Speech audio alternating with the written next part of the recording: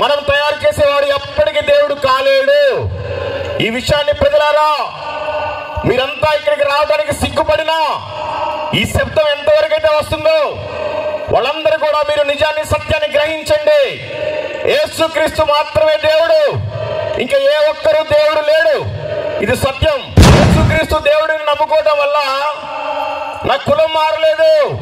యేసుక్రీస్తు దేవుడిని నమ్ముకోవడం వల్ల నా మతం మారలేదు. యేసుక్రీస్తు దేవుడిని నమ్ముకోవడం వల్ల నా పేరు మారలేదు. యేసుక్రీస్తు దేవుడిని నమ్ముకోవడం వల్ల నా జీవితం మారింది. యేసు ప్రభువుని నమ్ముకోవడం వల్ల నా బ్రతుకు మారింది. యేసు ప్రభువుని నమ్ముకోవడం వల్ల నా బుద్ధి మారింది. కానీ నువ్వు ఈ భూమి మీదకి వచ్చి ఎన్ని సంవత్సరాలు అయింది? నీకు దేవుని పెళ్లి విందుందని నీకు తెలియదా? ఆ విందుకు పిలవడానికే కదా దేవుడు ఇన్ని రోజులు బ్రతికించాడు.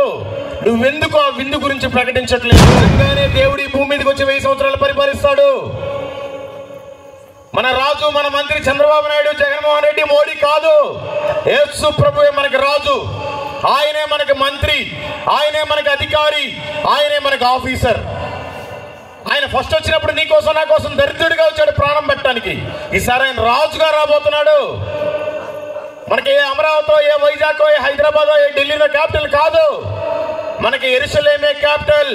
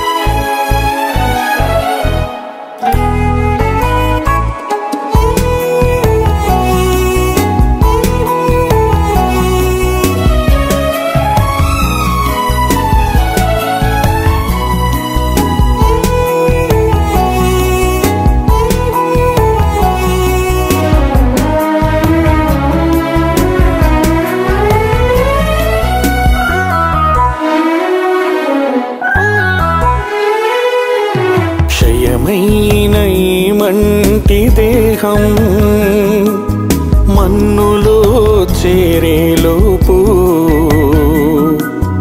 ఒక్కరికైనా నీ వాక్యం నీ దాసునితో చేర్చనిమ్ము. క్షయమైన ఈ మంటి దేహం మన్నులో చేరేలోపు ఒక్కరికైనా నీ వాక్యం నీ దాసునితో చేర్చనిమ్ము. దర్శించుము దేవా, కరుణించుము ఈ దీన దాసుని దర్శించుము. దర్శించుము దేవా, కరుణించుము ఈ దీన దాసుని దర్శించుము.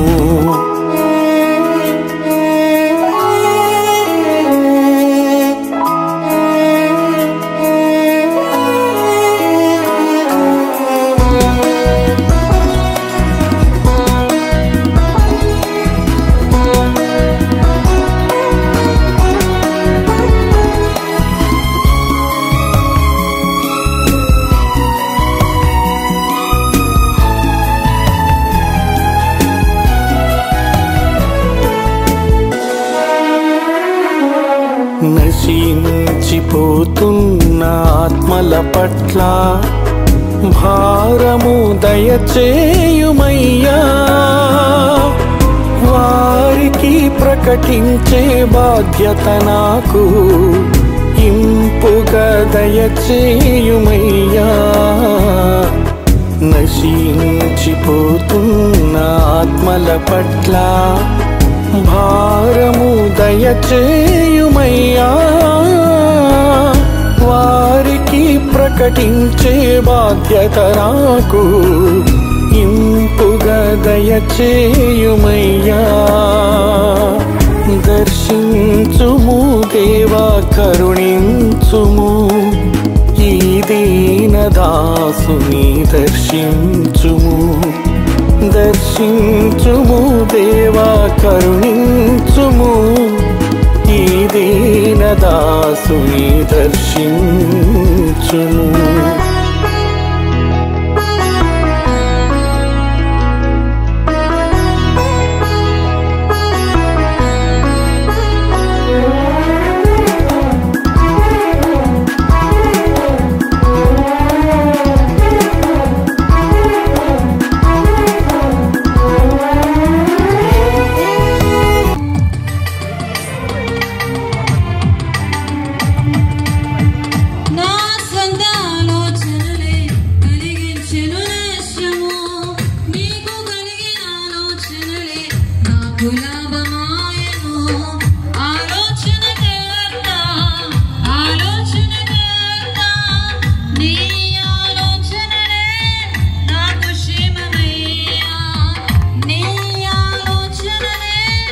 మన ఎదుట లేక మన ముందు ఉంటున్న సందర్భాలుగా మనం చూడగలుగుతాం. దేవుని గురించి ఎవరికైనా మనం చెప్తున్నప్పుడు వినటం అట్టుపెట్టు చెప్పావులే అన్న ధోరణి వచ్చేసినట్లుగా చూడగలుగుతున్నాం. మరి ఇటువంటి భయంకరమైన దినాల్లో మరి మన మధ్యలోనికి వచ్చిన దేవుని దాసులు మల్లికార్జున్ బ్రదర్ గారికి, దైవజనులకు సాదరంగా వారిని ప్రేమతో ఆహ్వానిస్తూ ఉన్నామండి. వాళ్ళు వస్తూ ఉండగా దేవుని నామాన్ని గణపరుచుకుంటూ చప్పట్లు కొట్టి ప్రభు నామాన్ని మహిమపరచాలని ప్రభు పేరిట మనం చేస్తూ ఉన్నాము. Praise the Lord. హల్లెలూయా, హల్లెలూయా, హల్లెలూయా, హల్లెలూయా. మరి కడవరి దినాల్లో, ఈ భయంకరమైన దినాల్లో అనేక ప్రాంతాలను, ఏజెన్సీ ప్రాంతాలు, దేవుడంటూ తెలియనటువంటి జనసమూహానికి మరి ఆయన శ్రేష్టమైన మార్గాన్ని తేటపరచడంతో పాటు ఆది అపోస్తులు ఎలాగైతే వాళ్ళు ప్రాణాన్ని సహితం నష్టపరుచుకోవటం లాంటిదిగా లేక లెక్క చేయకుండా దేవుని సువార్తను ప్రకటించే ఆ రోజులవి. అదే ధోరణిలో మరి దేవుని దాసులు ప్రకటించడం మనం యూట్యూబ్లో లేక ఆయా సందర్భాల్లో విరామం లేకోకుండా నేనేమైనా సరే ఈ మంచి మార్గాన్ని తెలియపరచకుండా నేను ఉండలేను అన్నట్లుగా ఆయన తిరుగుతూ ఉన్నారు. వారు మన గ్రామానికి రావటం సంపూర్ణంగా నేను చెప్తూ ఉన్నాను మనస్ఫూర్తిగా ఎంతో ఆశీర్వాదకరం. ప్రభువును స్తుతిద్దాం. హల్లెలూయా. ప్రియమైన నా సహోదరులారా, ఆ ఇశ్రాయేలు చిన్నది దేవుని గురించి లేక దేవుని దాసుని గురించి మాట చెప్పకపోతే ఆ నయమానికి ఆ వ్యాధి పోయి ఉండేది కాదు. మరి ఎంతమంది కడవరి దినాల్లో మరి అలా ప్రకటించేవారు ఉన్నారు అంటే అరుదుగా ఉన్న రోజులు ఇవి. దేవునికి స్తోత్రం. హల్లెలూయా. మరి మన పేద ఆహ్వానాన్ని మన్నించి మన మధ్యలోనికి వచ్చిన దేవుని దాసులు మరి మా హృదయపూర్వక సర్వోన్నతిని మహిమందరూ తరపున ప్రత్యేకమైన ధన్యవాదాలు చెల్లిస్తూ ఉన్నాం.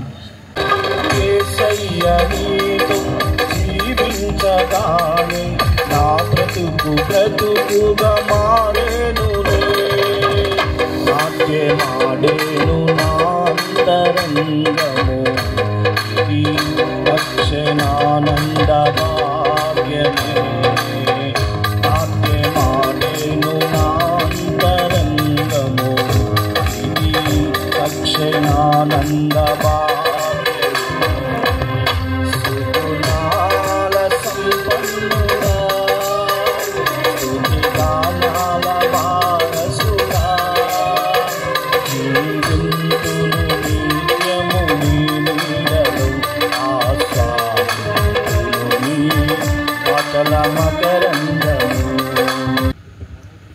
దేవుని దాసులు మల్లికార్జునరావు గారికి నా హృదయపూర్వక వందనాలు తెలియజేస్తూ మరి ప్రేమపూర్వకంగా సమయాన్ని పరిపూర్ణంగా వాడుకోవాలి దేవుని దాసులకు సమయాన్ని ఇస్తూ ఉన్నాను.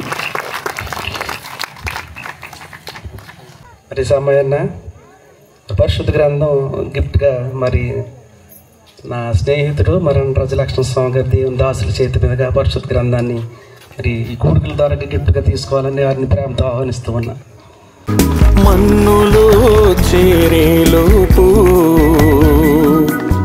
ఒక్కరికైనా నీ వాక్యం నీ దాసునితో చేర్చనిమ్ము. క్షయమైన ఈ మంటి దేహం మన్నులో చేరేలోపు ఒక్కరికైనా నీ వాక్యం నీ దాసునితో చేర్చనిమ్ము. Praise the Lord. ఎందుకు పనికిరాని వాడని, ఎన్నిక లేని వాడని, అందరూ త్రోసివేసిన వాడని, అయినను నన్ను ప్రేమించి ఇక్కడి వరకు నడిపించిన దేవాది దేవుడైన మన యేసయ్యకు సమస్త మహిమ, ఘనత, ప్రభావములు చెల్లునుగాక. నాకు ఈ అవకాశం ఇచ్చినటువంటి యాకోబు అన్న గారికి మరియు తన సహోదరుడైన సీమోన్ అన్న గారికి నా హృదయపూర్వకమైన వందనాలు. వేదిక పైన చాలామంది గొప్ప దైవజనులు ఉన్నారు. నా తండ్రి సమానులు, పెద్దలు, వాళ్ళందరికీ కూడా పేరు పేరున నా హృదయపూర్వకమైన వందనాలు. కూడి వచ్చిన మీ అందరికీ పేరు పేరున నా హృదయపూర్వకమైన వందనాలు. నా పేరు మల్లికార్జునరావు. నేను కారులో తిరుగుతూ సువార్త చేస్తూ ఉంటాను. నేను ఇండియా అంతా కూడా, భారతదేశంలో ఉన్న ప్రతి రాష్ట్రము, ప్రతి కేంద్ర పాలితము వెళ్ళి నేను సువార్త చేసుకుంటూ అలా ప్రార్థన చేసుకుంటూ తిరిగి వచ్చాను. ఇప్పటి వరకు 2300 గ్రామాలు, 130,000 మందితోటి నా నోటితోటి యేసు ప్రభు దేవుడు అని చెప్పాను. నేను ఇక్కడికి 400 కిలోమీటర్లు దగ్గర జర్నీ చేసి వచ్చాను. నా డబ్బులతోటి నా డీజిల్ నేనే పోయించుకొని వచ్చాను. మళ్ళీ నా డబ్బులతో పోయించుకొని నేనే రిటర్న్ వెళ్ళిపోతాను. ఈ పాస్టర్ గారు ₹1 ఇచ్చినా కూడా యేసునామములో నేను కానుక తీసుకోను. నా పరిచర్య అలాంటిది. కాకపోతే కొంచెం నా సాక్ష్యం కొద్దిగా పచ్చిగా ఉంటుంది. ఖచ్చితంగా మీరు ఓపికగా వినాలి. వాక్యం చెప్పమన్నారు. వాక్యం చెప్పే కంటే ముందు అసలు నేనెవరో తెలుసుకోవాలి మీరు. అందుకని దయచేసి ఏమనుకోకుండా శ్రద్ధగా వినండి. నా పేరు మల్లికార్జునరావు. నేను ఒక హైందవ కుటుంబంలో జన్మించాను. నేను 4 సార్లు అయ్యప్ప మాల వేసుకున్నాను. 18 సార్లు తిరుమల వెళ్ళి గుండు చేయించుకున్నాను. కాశీ నుంచి కన్యాకుమారి దాకా ఉండే ప్రతి హైందవ టెంపుల్కి వెళ్ళి నా మొక్కుబడులు చెల్లించుకున్నాను. కానీ నాకు ఎప్పుడూ శాంతి సమాధానం లేదు. ఈ రోజున మీ ముందు నిలబడి మాట్లాడుతున్నాడు అంటే 100 ప్రసంగాల కంటే ఒక సాక్ష్యం విన్నా అంట. ఆ సాక్ష్యాన్ని మీరు విన్న తర్వాత నేను ప్రసంగంలోకి వెళ్తాను. నాకు ఒక ప్లాన్ ఉందన్నమాట. దేవుడు చెప్పిన ప్లాన్. నేను ఎలా సువార్త చేయాలి? ఈ 2 రాష్ట్రాల్లో, తెలుగు రాష్ట్రాల్లో ప్రతి విలేజ్కి వెళ్ళాలి. ఎవడైతే త్రాగుపోతో వాడికే సువార్త చెప్తాను. నేను మంచోడికి చెప్పను. ఎవడైతే సిగరెట్లు బీటీలు తాగుతాడో వాడికే సువార్త చెప్తా. ఎవరైతే రోడ్డు మీద కూర్చొని వ్యభిచారం చేస్తూ ఉంటారో ఆడవాళ్ళకి, వాళ్ళకైనా సువార్త చెప్తా. వేరే వాళ్ళకి చెప్పను. ఫస్ట్లో నేను అలా స్టార్ట్ చేశాను. మొత్తం 2 రాష్ట్రాల మీద 30,000 గ్రామాలు ఉన్నాయి. అన్ని జిల్లాలు, అన్ని మండలాలు, ఈ మండలాల్లో ఎన్ని విలేజ్లు ఉన్నాయి మొత్తం లిస్ట్ చేసుకొని, ఎలా అంటే పొద్దున 6 గంటల నుంచి సాయంత్రం 6 గంటల వరకు నా ప్రయాణంలో నేను వెళ్ళే మార్గంలో ఎవరెవరైతే కనపడతారో, ఏం పెద్దామా బాగున్నావా, పెద్ద అయినా బాగున్నావా, ఎన్ని గేదెలు ఉన్నాయి, ఎన్ని మేకలు ఉన్నాయి, ఇలా ఏదో ఒకటి వాళ్ళతో మాట్లాడించాలి. ఏమి లేకపోతే పలానా ఊరు ఎటుపోతే నాకు తెలుసు, అయినా పలానా ఊరు ఎటుపోద్ది అనే వాళ్ళని అడిగి వాళ్ళని మాటల్లో పెట్టి మంచి ప్రేమగా మాట్లాడి వాళ్ళకి ఒక పత్రిక ఇస్తాను. వాళ్ళకి ఇచ్చే పత్రిక ఏంటో నాకేం గాస్పుల్ చెప్పడం రాదు. అయ్యా పెద్ద అయినా, నువ్వు ఏ కులమైనా ఏ మతమైనా నిజమైన దేవుడు యేసుక్రీస్తే. నమ్మితే నమ్ము, లేకపోతే లేదు. నమ్మితేనేమో పరలోకానికి వెళ్తావు, నమ్మకపోతే నరకానికి వెళ్తావు. ఇదైతే వాస్తవం. నేను ఒకప్పుడు ఇలా ఉండేవాడిని, నేను ఇప్పుడు మారాను అని చెప్పేసి పత్రిక ఇచ్చేసి వెళ్ళిపోతూ ఉంటాను. వెళ్ళే మార్గంలో ఎక్కడైతే ఒక ఊరు చౌరస్తా గ్రామం మధ్యలో ఒక చెట్టు, అరుగులు అట్లా ఉంటాయి, పల్లెటూరులలో టీ కొట్లు అట్లా ఎవరైతే కూర్చొని ఉంటారో, నా దగ్గర ఇంకో బాక్స్ ఉంటుంది, JBL బాక్స్ చిన్నది. ఛార్జింగ్ పెట్టుకుంటే 12 గంటలు పనిచేస్తుంది. దాన్ని పెట్టుకొని ఇప్పుడు దాకా మీకు చెప్పిన మాటలన్నీ ఇంత పచ్చిగా చెప్పకుండా కొద్దిగా లైట్గా సువార్త టచ్ చేసుకుంటూ వాళ్ళకి చెప్పేసి ఆ ఊరి కోసం ప్రార్థన చేసుకొని మళ్ళీ వేరే ఊరు వెళ్ళిపోతూ ఉంటాను. ఇలా సాయంత్రం 6 గంటలు ఎక్కడైందంటే అక్కడే పెట్రోల్ బంక్లో పడుకొని మళ్ళీ పొద్దున్న లేచి స్నానం చేసి మళ్ళీ రెడీ అయిపోయి వెళ్ళిపోతూనే ఉంటాను. మీకందరికీ దేవుని ప్రేమతో ఒక ప్రాముఖ్యమైన మనవి దయచేసి అర్థం చేసుకోగలరని ఆశపడుతున్నాను. అదేమిటంటే, నా జీవిత సాక్ష్యము ఎక్కడ ఏ యూట్యూబ్ ఛానల్లో కానీ, ఫేస్బుక్లో కానీ, ఇన్స్టాగ్రామ్లో కానీ, ఇతర ఏ సోషల్ మీడియాలో కూడా ఇంతవరకు ఎక్కడ పూర్తి సాక్ష్యాన్ని మీరు చూడలేరు. ఎందుకంటే నేను ఎక్కడ కూడా ఆన్లైన్లో అప్లోడ్ చేయలేను. ఎందుకు అంటే కొంతమంది మతోన్మాదులు పని కట్టుకొని పాత జీవితం ఇలా ఉంది, కొత్త జీవితం ఇలా ఉందని కట్ చేసి దాన్ని వాళ్ళకి అనుకూలంగా మలుచుకొని దేవుడి నామాన్ని దూషిస్తున్నారు. అది నాకు ఇష్టం లేక నేను అందుకని ఎక్కడా కూడా సోషల్ మీడియాలో నా పూర్తి సాక్ష్యాన్ని పెట్టలేదు. మీరంతా ప్రేమతో అర్థం చేసుకోండి. మీరు నా పూర్తి సాక్ష్యాన్ని వినాలి అనుకుంటే మీది 2 రాష్ట్రాల్లో ఉండే ఏ గ్రామమైనా సరే మీ సంఘానికి ఆహ్వానించిన నేను ఉచితంగా వచ్చిన నా సాక్ష్యాన్ని పంచుకోగలను. ఒకవేళ లేదంటే బహిరంగ సభ పెట్టి సువార్త సభలో చెప్పమన్నా కూడా నా సాక్ష్యాన్ని నిర్భయంగా నిరభ్యంతరంగా నేను పంచుకోగలను. ఎందుకంటే నేను ఒకప్పుడు చనిపోవాల్సిన స్థితిలో ఉన్నప్పుడు దేవుడు నన్ను బ్రతికించాడు. అందుకనే నేను ఆయన సేవలో నేను నిలబడి ఇంతగా ముందుకు వెళ్తున్నాను. దయచేసి ఈ విషయాన్ని మీరంతా గమనించగలరని దేవుని పేరట మనవి చేసుకొనుచున్నాను. Thank you. Praise the Lord. ఇది నా సాక్ష్యం అండి. దీనికోసం దేవుడు నా జీవితాన్ని అలా డిజైన్ చేశాడు. ఎంతో వేదన, ఎంతో బాధ ఉంటుంది, కానీ మీకు వినడానికి చాలా సింపుల్గా ఉంటుంది. మనమంతా క్రైస్తవులం కనుక కొన్ని మాటలు దేవుడి మాటలు మాట్లాడుకుందాం. నా సాక్ష్యం ఇది. వచ్చినైతే వాక్యం చెప్పడానికి ఇంకా చెప్పలేదు, అందుకని దయచేసి అందరూ శ్రద్ధగా ఉండండి. నేను క్రైస్తవుడిని, క్రైస్తవురాలని అన్నోళ్ళు ఒకసారి చేతులు ఎత్తండి, ఏమనుకోకుండా. Praise God. చాలామంది క్రైస్తవులు ఉన్నారు. నేను బైబిల్ని తెచ్చుకున్నాను, నా దగ్గర బైబిల్ ఉంది అన్నోళ్ళు ఒకసారి చేతులు ఎత్తండి. దేవునికి స్తోత్రం. చాలామంది తెచ్చుకున్నారు, కొంతమంది తెచ్చుకోలేదు. నేను ఈ బైబిల్ని ఇప్పటివరకు పూర్తిగా చదివాను. దీంట్లో 66 పుస్తకాలు ఉంటాయి. ఇది నేను పూర్తిగా చదివాను అన్న వాళ్ళు ఒకసారి చేతులు ఎత్తండి. చాలా తక్కువ మంది ఉన్నారు. పేరుకే క్రైస్తవులం కానీ చెప్పుకుంటే సిగ్గుచేటు. దేవుడికి మీలాంటి నామకార్థుల వల్లనే చెడ్డ పేరు. నాలాంటి హిందువు ఇంకా ఎందుకు దేవుడిని నమ్ముకోవట్లేదంటే మీలాంటి క్రైస్తవులు ఇంకా మీరు బలంగా లేరు. చిన్నపిల్లలైనా సరే స్కూల్కి వెళ్ళి ఫస్ట్ క్లాస్లో ఉండే బుక్స్ అన్ని చదివి సెకండ్ క్లాస్కి వెళ్తున్నారు, కానీ మీ జీవితం మొత్తానికి ఇదే పుస్తకం, ఇదే హోంవర్క్, ఇదే నోట్బుక్. దీన్ని దొరకు చదవట్లేదు, మీరు వాక్యానుసారం జీవించట్లేదు. క్రైస్తవులు అని చెప్పుకోవడానికి సిగ్గుండాలి. నేను ఇలాగే మాట్లాడతాను, అందుకే డబ్బులు తీసుకోండి, ఏమనుకోబాకండి. బైబిల్ గ్రంథం ఉన్నవాళ్ళు ధ్యానించండి. యెషయా గ్రంథము 45వ అధ్యాయము 22వ వచనం. లేట్ అయిపోతుంది, నేను చదువుతానులేండి, ఏమనుకోకుండా వినండి. భూదిగంధముల నివాసులారా, నా వైపు చూచి రక్షణ పొందండి. దేవుడను నేనే, మరి ఏ దేవుడునో లేడు. అర్థమైందండి? భూదిగంతముల నివాసులారా, నా వైపు చూచి రక్షణ పొందండి. దేవుడను నేనే, నేను తప్ప ఏ దేవుడునో లేడు అని వాక్యం సెలవిస్తుంది. ఈ భూమి మీద పుట్టిన ప్రతి మానవుడికి దేవుడు ఆయనే. యేసు ప్రభు ఎవరికి దేవుడు అండి? అపోస్తుల కార్యములు 10వ అధ్యాయం 36వ వచనం. యేసుక్రీస్తు అందరికీ ప్రభు. ఎవరికంటే అండి? అందరికంట. నువ్వు చౌదరివైనా నీకు దేవుడు యేసుక్రీస్తే, నువ్వు రెడ్డివైనా నీకు దేవుడు యేసుక్రీస్తే, నువ్వు కుమ్మరివైనా నీకు దేవుడు యేసుక్రీస్తే, నువ్వు చాకలివైనా నీకు దేవుడు యేసుక్రీస్తే. యేసుక్రీస్తు అందరికీ ప్రభు. ఒక తక్కువ కులానికి ప్రభు కాదు, ఒక ఎక్కువ కులానికి ప్రభు కాదు, ఒక అందమైన వాళ్ళకి ప్రభు కాదు, డబ్బులున్న వాళ్ళకి ప్రభు కాదు, ఇల్లున్న వాళ్ళకి ప్రభు కాదు, కారున్న వాళ్ళకి ప్రభు కాదు. నువ్వు దరిద్రుడివైనా ధనవంతుడివైనా, నువ్వు తెల్లగా ఉన్నా నల్లగా ఉన్నా, నీకేమి ఉన్నా ఏమీ లేకపోయినా యేసుక్రీస్తు మాత్రమే ప్రభువు. ఇంకా యెషయా గ్రంథంలో ఇంకో మాట ఉంది. తూర్పు దిక్కు మొదలుకొని పడమర దిక్కు వరకు నేను తప్ప వేరొక దేవుడు లేడు. ఈ భూమి మనకి 40,075 కిలోమీటర్లు ఉంది. ఆ చివరి నుంచి తూర్పు మొదలుకొని పడమర దిక్కు వరకు కూడా. ఈ 40,075 కిలోమీటర్లో ఇది ఏ ఖండమైనా నీకు యేసుక్రీస్తు దేవుడు. ఇది ఏ దేశమైన యేసుక్రీస్తు దేవుడు, ఏ రాష్ట్రమైన యేసుక్రీస్తు దేవుడు, ఏ మండలమైన యేసుక్రీస్తు దేవుడు, ఇది ఏ గ్రామమైన నీకు యేసుక్రీస్తు దేవుడు. మనల్ని తయారు చేసిన వాడే దేవుడు. మనం తయారు చేసేవాడు ఎప్పటికీ దేవుడు కాలేడు. ఈ విషయాన్ని ప్రజలారా మీరంతా ఇక్కడికి రావడానికి సిగ్గుపడినా ఈ శబ్దం ఎంతవరకు అయితే వస్తుందో వాళ్ళందరూ కూడా మీరు నిజాన్ని సత్యాన్ని గ్రహించండి. యేసుక్రీస్తు మాత్రమే దేవుడు, ఇంకా ఏ ఒక్కరు దేవుడు లేడు. ఇది సత్యం.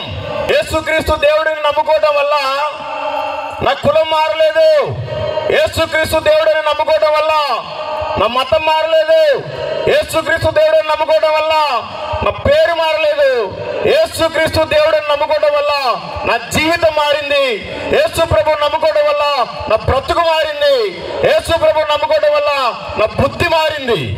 ఈ ప్రపంచంలో చాలా మంది దేవీ దేవతలు చెప్పబడుకునే వాళ్ళు ఉన్నారు. నా ఇష్టం వచ్చిన గుడికి వెళ్ళిన అన్ని అర్చనలు చేయించుకున్నాను.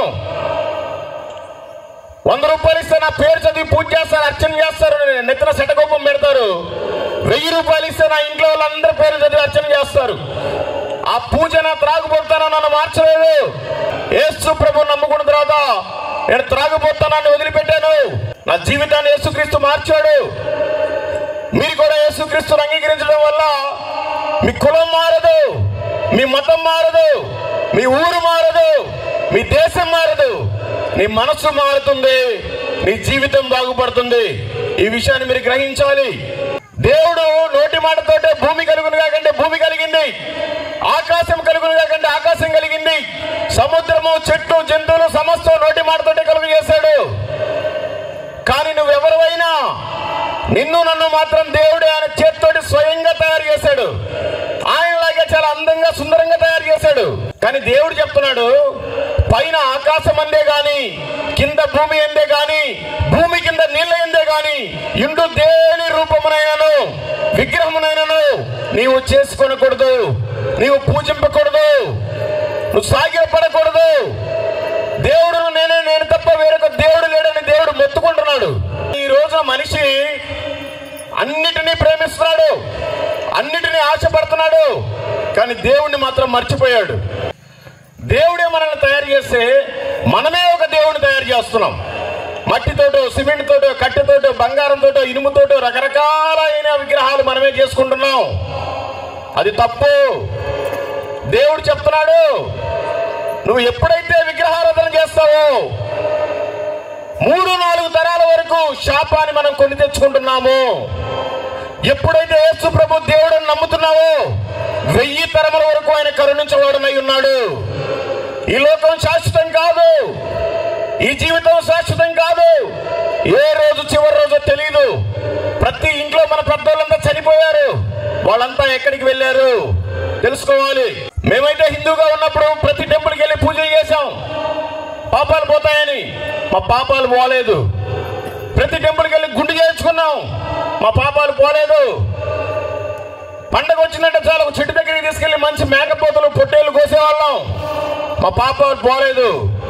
ఎప్పుడైతే సత్యాన్ని తెలుసుకున్నామో అప్పుడే మేము పాపం నుంచి విడిపించబడ్డాం. చాలా ప్రశాంతంగా బ్రతుకుతున్నాను. నేను త్రాగుబోతనం చేసినప్పుడు ఒక క్వార్టర్ మంది వేస్తే 2 గంటల నిశా ఉండేది, 2 నిమిషాలే తృప్తిగా ఉండేది. కానీ యేసు ప్రభువుని నమ్ముకున్న తర్వాత ఇప్పటి వరకు తృప్తిగానే ఉంది, జీవితం అంతా తృప్తిగానే ఉంటుంది. దయచేసి మీరు కూడా నమ్ముకోండి. యేసు ప్రభువుని నమ్ముకోవడం వల్ల మీ కులం, మతం, ఊరు ఏమీ మారదు. మీ బ్రతుకును మార్చేదే నిజమైన దేవుడు యేసుక్రీస్తు. దయచేసి మీరు సత్యాన్ని తెలుసుకోండి. ఇవన్నీ చేస్తున్నామని దేవుడు గ్రహించి ఎంతో మందిని ప్రవక్తలు పంపించాడు. ఎవరు వినలేదు, వాళ్ళనే చంపేశారు. ఎంతో మందిని మిషనరీస్ని పంపించాడు, ఎవరు వినలేదు, వాళ్ళని చంపేశారు. ఆ దేవాది దేవుడు ఆకాశ మహాకాశములు పట్టజాలని దేవుడు ఆయన ఆ పరలోకాన్ని వదిలిపెట్టి ఈ పాపిష్టి మనిషి కోసం మనిషి అవతారంలో ఈ భూమి మీదకి వచ్చాడండి. పెళ్లి కాని ఒక కన్యకైన మరియ గర్భమున ఈ భూమి మీదకి వచ్చాడు. ఆయన పాపము లేకుండా 33.5 సంవత్సరాలు బ్రతికాడు. నీ పాపాల నిమిత్తం ఆయన కొట్టించుకున్నాడు, నీ పాపాల నిమిత్తం ఆయన తిట్టించుకున్నాడు, నీ పాపాల నిమిత్తం ఆయన ఉమ్మించుకున్నాడు, లాస్ట్కి ప్రాణమే పెట్టాడండి. ఈ మనుషులు తయారు చేసుకున్న ఈ జంతువులు, ఈ కోళ్ళు, వీటిల్లో ఏమి లేదు. నా రక్తంలోనే పరిశుద్ధమైన రక్తం ఉంది. నా రక్తంతో ప్రజల పాపాలు నేనే కడుక్కోవాలి. వీళ్ళంతా నా కుమారులు, నా కుమార్తెలని ఆయనే వచ్చి భూమి మీద ప్రాణం పెట్టాడు. అంత గొప్ప దేవుడు. భూమి మీద ప్రాణం పెట్టిన తర్వాత సమాధిలో పాతి పెట్టారు. 3వ రోజున తిరిగి లేచాడు. అందరికీ పుట్టినరోజు ఉంటుంది, చనిపోయిన రోజు ఉంటుంది. యేసుక్రీస్తుకు 3వ రోజు కూడా ఉంటుంది, పునరుద్ధాన దినం.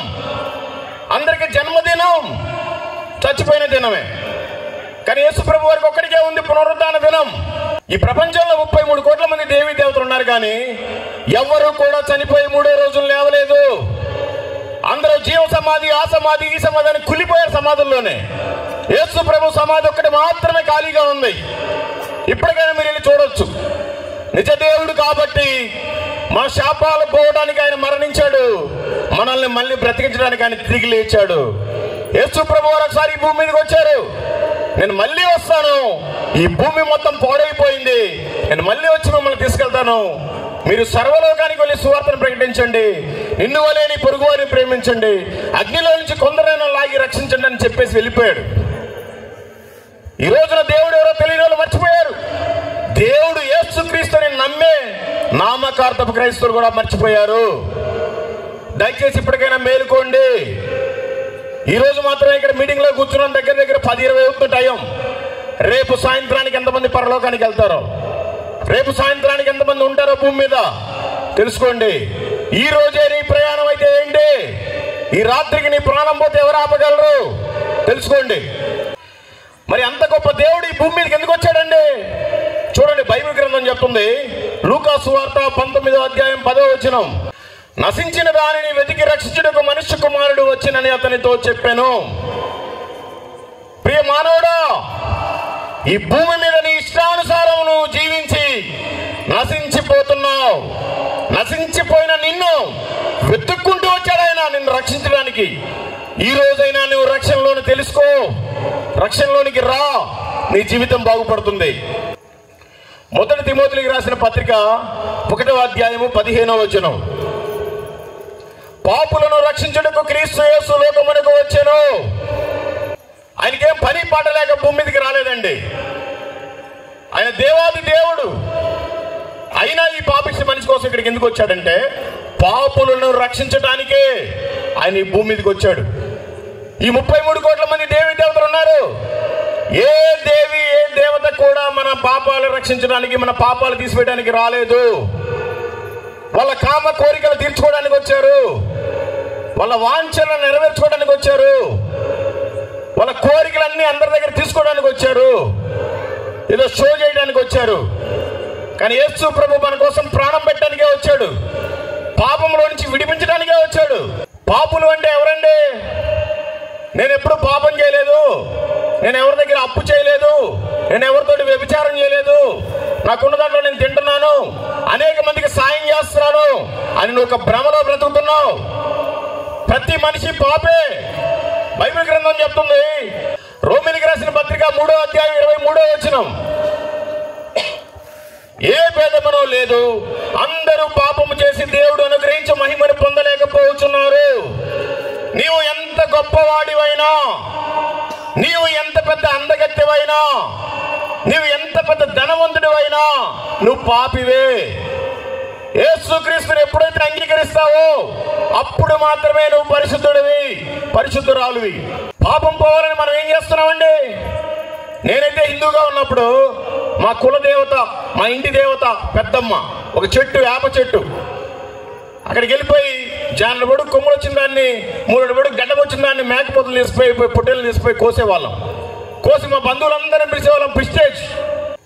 ఈ బలుడు కోరట్లేదు దేవుడు, దేవుడే బలి అర్పణ అయిపోయాడు. కానీ మనం ఏం చేస్తున్నాం?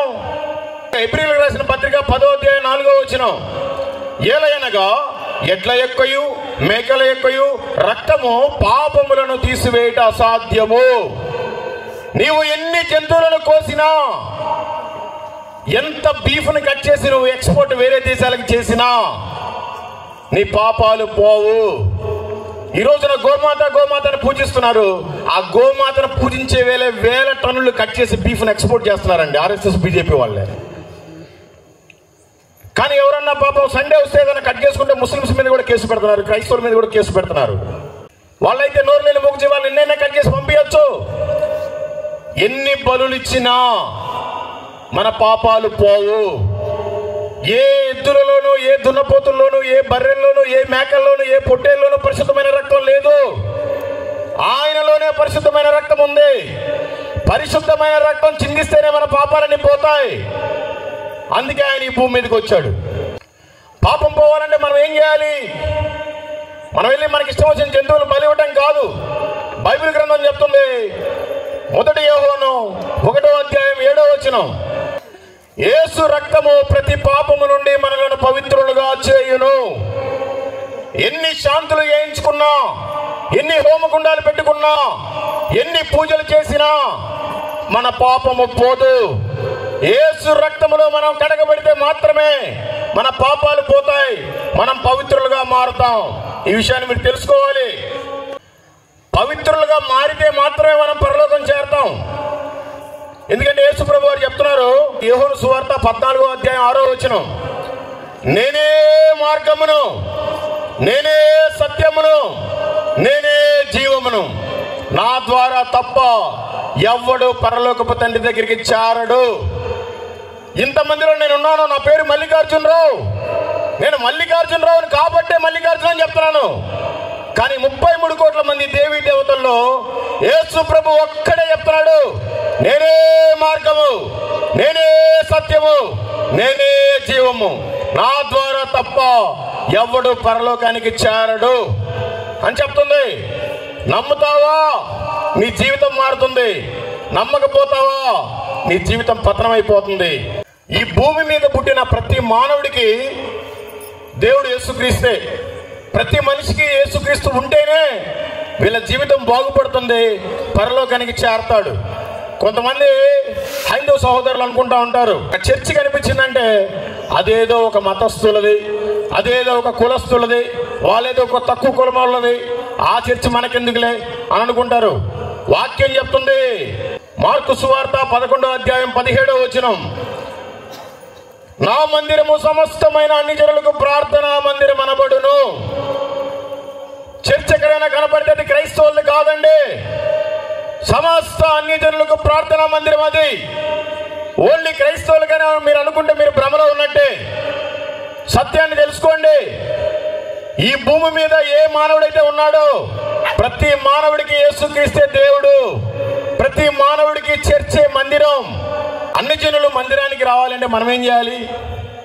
నేను క్రైస్తవులతో మాట్లాడుతున్నానండి, హిందువులకి ఇప్పటివరకు చెప్పింది చాలు. అనేక మంది అన్ని జనులు మందిరానికి రావాలంటే మనం ఏం చేయాలి? మీరంతా బైబిల్ చదువుతున్నారు కదా, దేవుని ఆజ్ఞలు పాటిస్తున్నారు కదా, మరి ఇక్కడ అన్ని జనులు ఎంతమంది ఉన్నారు?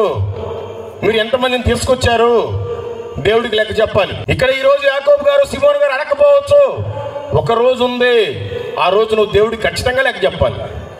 మార్కు సువార్త 16వ అధ్యాయము 15, 16, మరియు మీరు సర్వలోకమునకు వెళ్ళి సర్వ సృష్టికి సువార్తను ప్రకటించుడి. ఇక్కడ ఏమనుందంటే మరియు మీ పాస్టర్ గారు అని లేదు, మరియు మీ పాస్టర్మ్మ గారు అని లేదు, మరియు మీ సంఘ పెద్ద అని లేదు, మరియు మీ మగోళ్ళని లేదు, మరియు మీ ఆడోళ్ళని లేదు, మీరు అని ఉంది. మీరు అంటే మనం అందరం. మరియు మీరు సర్వలోకానికి వెళ్ళి సర్వ సృష్టికి సువార్తను ప్రకటించుడి. సర్వలోకానికి సువార్తను ప్రకటించమంటే నా దేశం మీద పడి తిరగమని కాదు, కనీసం మన ఇంటి పక్కన వాళ్ళకైనా సువార్తను చెప్పాలి, మన ఇంటి ఎదుటి వారికైనా సువార్తను చెప్పాలి, మన వీధిలో ఉండే వారికైనా సువార్తను చెప్పాలి, మన ఊరిలో ఉండే వాళ్ళకైనా సువార్తను చెప్పాలి. ఎందుకు మనమే చెప్పాలి? మనకు తెలిసిన వాళ్ళు బొచ్చిన మంది చచ్చిపోయారు, మనం ఇంకా బ్రతికున్నాం. ఏమి సాధించడానికి బ్రతికున్నాం?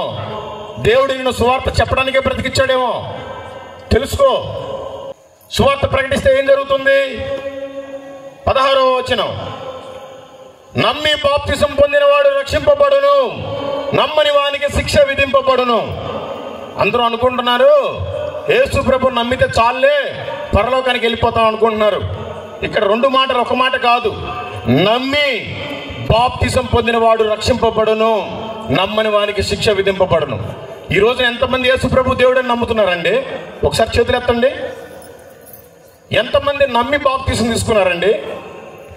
చాలా చేతులు దిగిపోయాయి. మిమ్మల్ని అందరినీ నరకంలో వేయటానికే దేవుడు అనుకున్నాడేమో చూసుకోండి. నమ్మి బాప్తిసం తీసుకుంటేనే నువ్వు రక్షణలోకి వచ్చినట్టు, లేదంటే ఇంకా నువ్వు స్టిల్ పాపంలోనే ఉన్నావు. పాపము వలన వచ్చు జీతం మరణమే. నమ్మితే సరిపోదు, నమ్మి బాప్తిసం తీసుకోవాలి. అప్పుడే నువ్వు ఆజ్ఞని అతిక్రమించకుండా ఉండినట్లు. నువ్వు నమ్మావు, బాప్తిసం తీసుకోలేదంటే నువ్వు ఇంకా పాపంలోనే ఉన్నావు. ఈ రోజైనా నిజమైన మారు మనసు పొందు, రక్షణలోనికి రా. వీలైతే రేపు పొద్దునే బాప్తిసం తీసుకో మీ పాస్టర్ గారికి చెప్పి.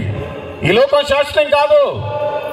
ఒక ఒక్క నిమిషానికి కొన్ని వందల ఆత్మలు నరకానికి వెళ్ళిపోతున్నాయి. ఆ నిమిషంలో నువ్వు ఉంటే నీ పరిస్థితి ఏంటి? నీవు చనిపోయిన రోజున నీ భర్త నీతో పాటు రాడు. నీవు చనిపోయిన రోజు నీ భార్య నీతో పాటు రాదు. నీవు చనిపోయే రోజున నీ తల్లిదండ్రులు, అక్క చెల్లెలు, అన్న తమ్ముళ్ళు, నీ పిల్లలు ఎవరు రారు. నీవు చనిపోయిన రోజున నీ ఇల్లు నీతో పాటు రాదు. నువ్వు చనిపోయిన రోజున నీ బండి నీతో పాటు రాదు. నీ ధనం నీతో పాటు రాదు. నీ రక్షణ మాత్రమే నీతో పాటు వస్తుంది. ఆ రక్షణ లేకపోతే నువ్వు నరకానికి వెళ్ళిపోతావు. మీరు నమ్మారు, బాప్తిసం తీసుకోలేదు, ఇంకా చనిపోతారు. ఏముంది, రేపు పొద్దున్నే పాస్టర్ గారు అందరూ కబురు పెడతారు, అందరు వస్తారు. మీరు బాప్తిసం తీసుకోకపోయినా మీకోసం పెట్టి తెప్పిస్తారు, పెట్టెలో పెడతారు. ఇది ఆత్మీయ యాత్ర అని పాట పాడుకుంటూ తీసుకెళ్ళిపోతారు. సమాధి కార్యక్రమం చేస్తారు. 3వ రోజు, 5వ రోజు, 7వ రోజు, 9వ రోజు, 11వ రోజు ఆదరణ కూడిక పెడతారు. ఈ కూడికలో రెడీగా నీ ఫోటోని తీసుకొచ్చి పెడతారు. నీ ఫోటోని ఒక గోడకు తగిలిస్తారు. దేవుని వాక్యం చెప్తుంది, ఏ విగ్రహంనైనాను, ఏ ఫోటోకైనాను నువ్వు పూజ చేయొద్దని. కానీ నువ్వే ఒక విగ్రహం లాగా మారిపోతావు. అంతేనా నీ బ్రతుకు? ఓన్లీ నమ్మితే ఏ లాభం? బాప్తిసం తీసుకోవాలి కదా. ఏదో టౌన్కి వెళ్ళారు, చికెన్ మటన్ తెచ్చుకున్నారు, కూరగాయలు సరుకులను తెచ్చుకున్నారు, వండుకున్నారు. తింటే కదా దాని రుచి అంటే తెలిసేది. తినకుండా ఎన్ని రోజులు అక్కడ ఉన్నది పాచిపట్టిపోతుంది.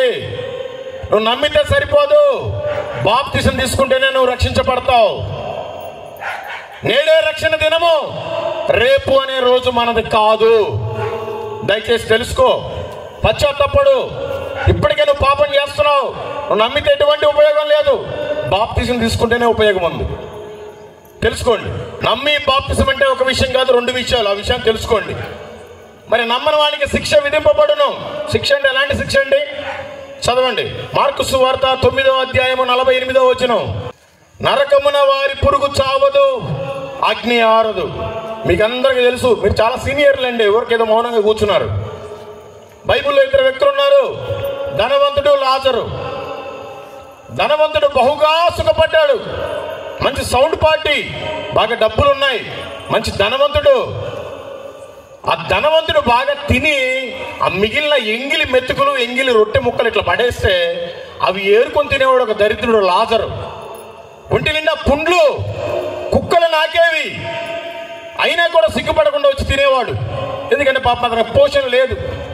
ఇద్దరు ఒక రోజున చనిపోయారు. ఈ దరిద్రుడేమో అబ్రహాం రొమ్మున ఆనుకొని ఉన్నాడు, ఈ ధనవంతుడేమో పాతాళంలో యాతన పడుతున్నాడు.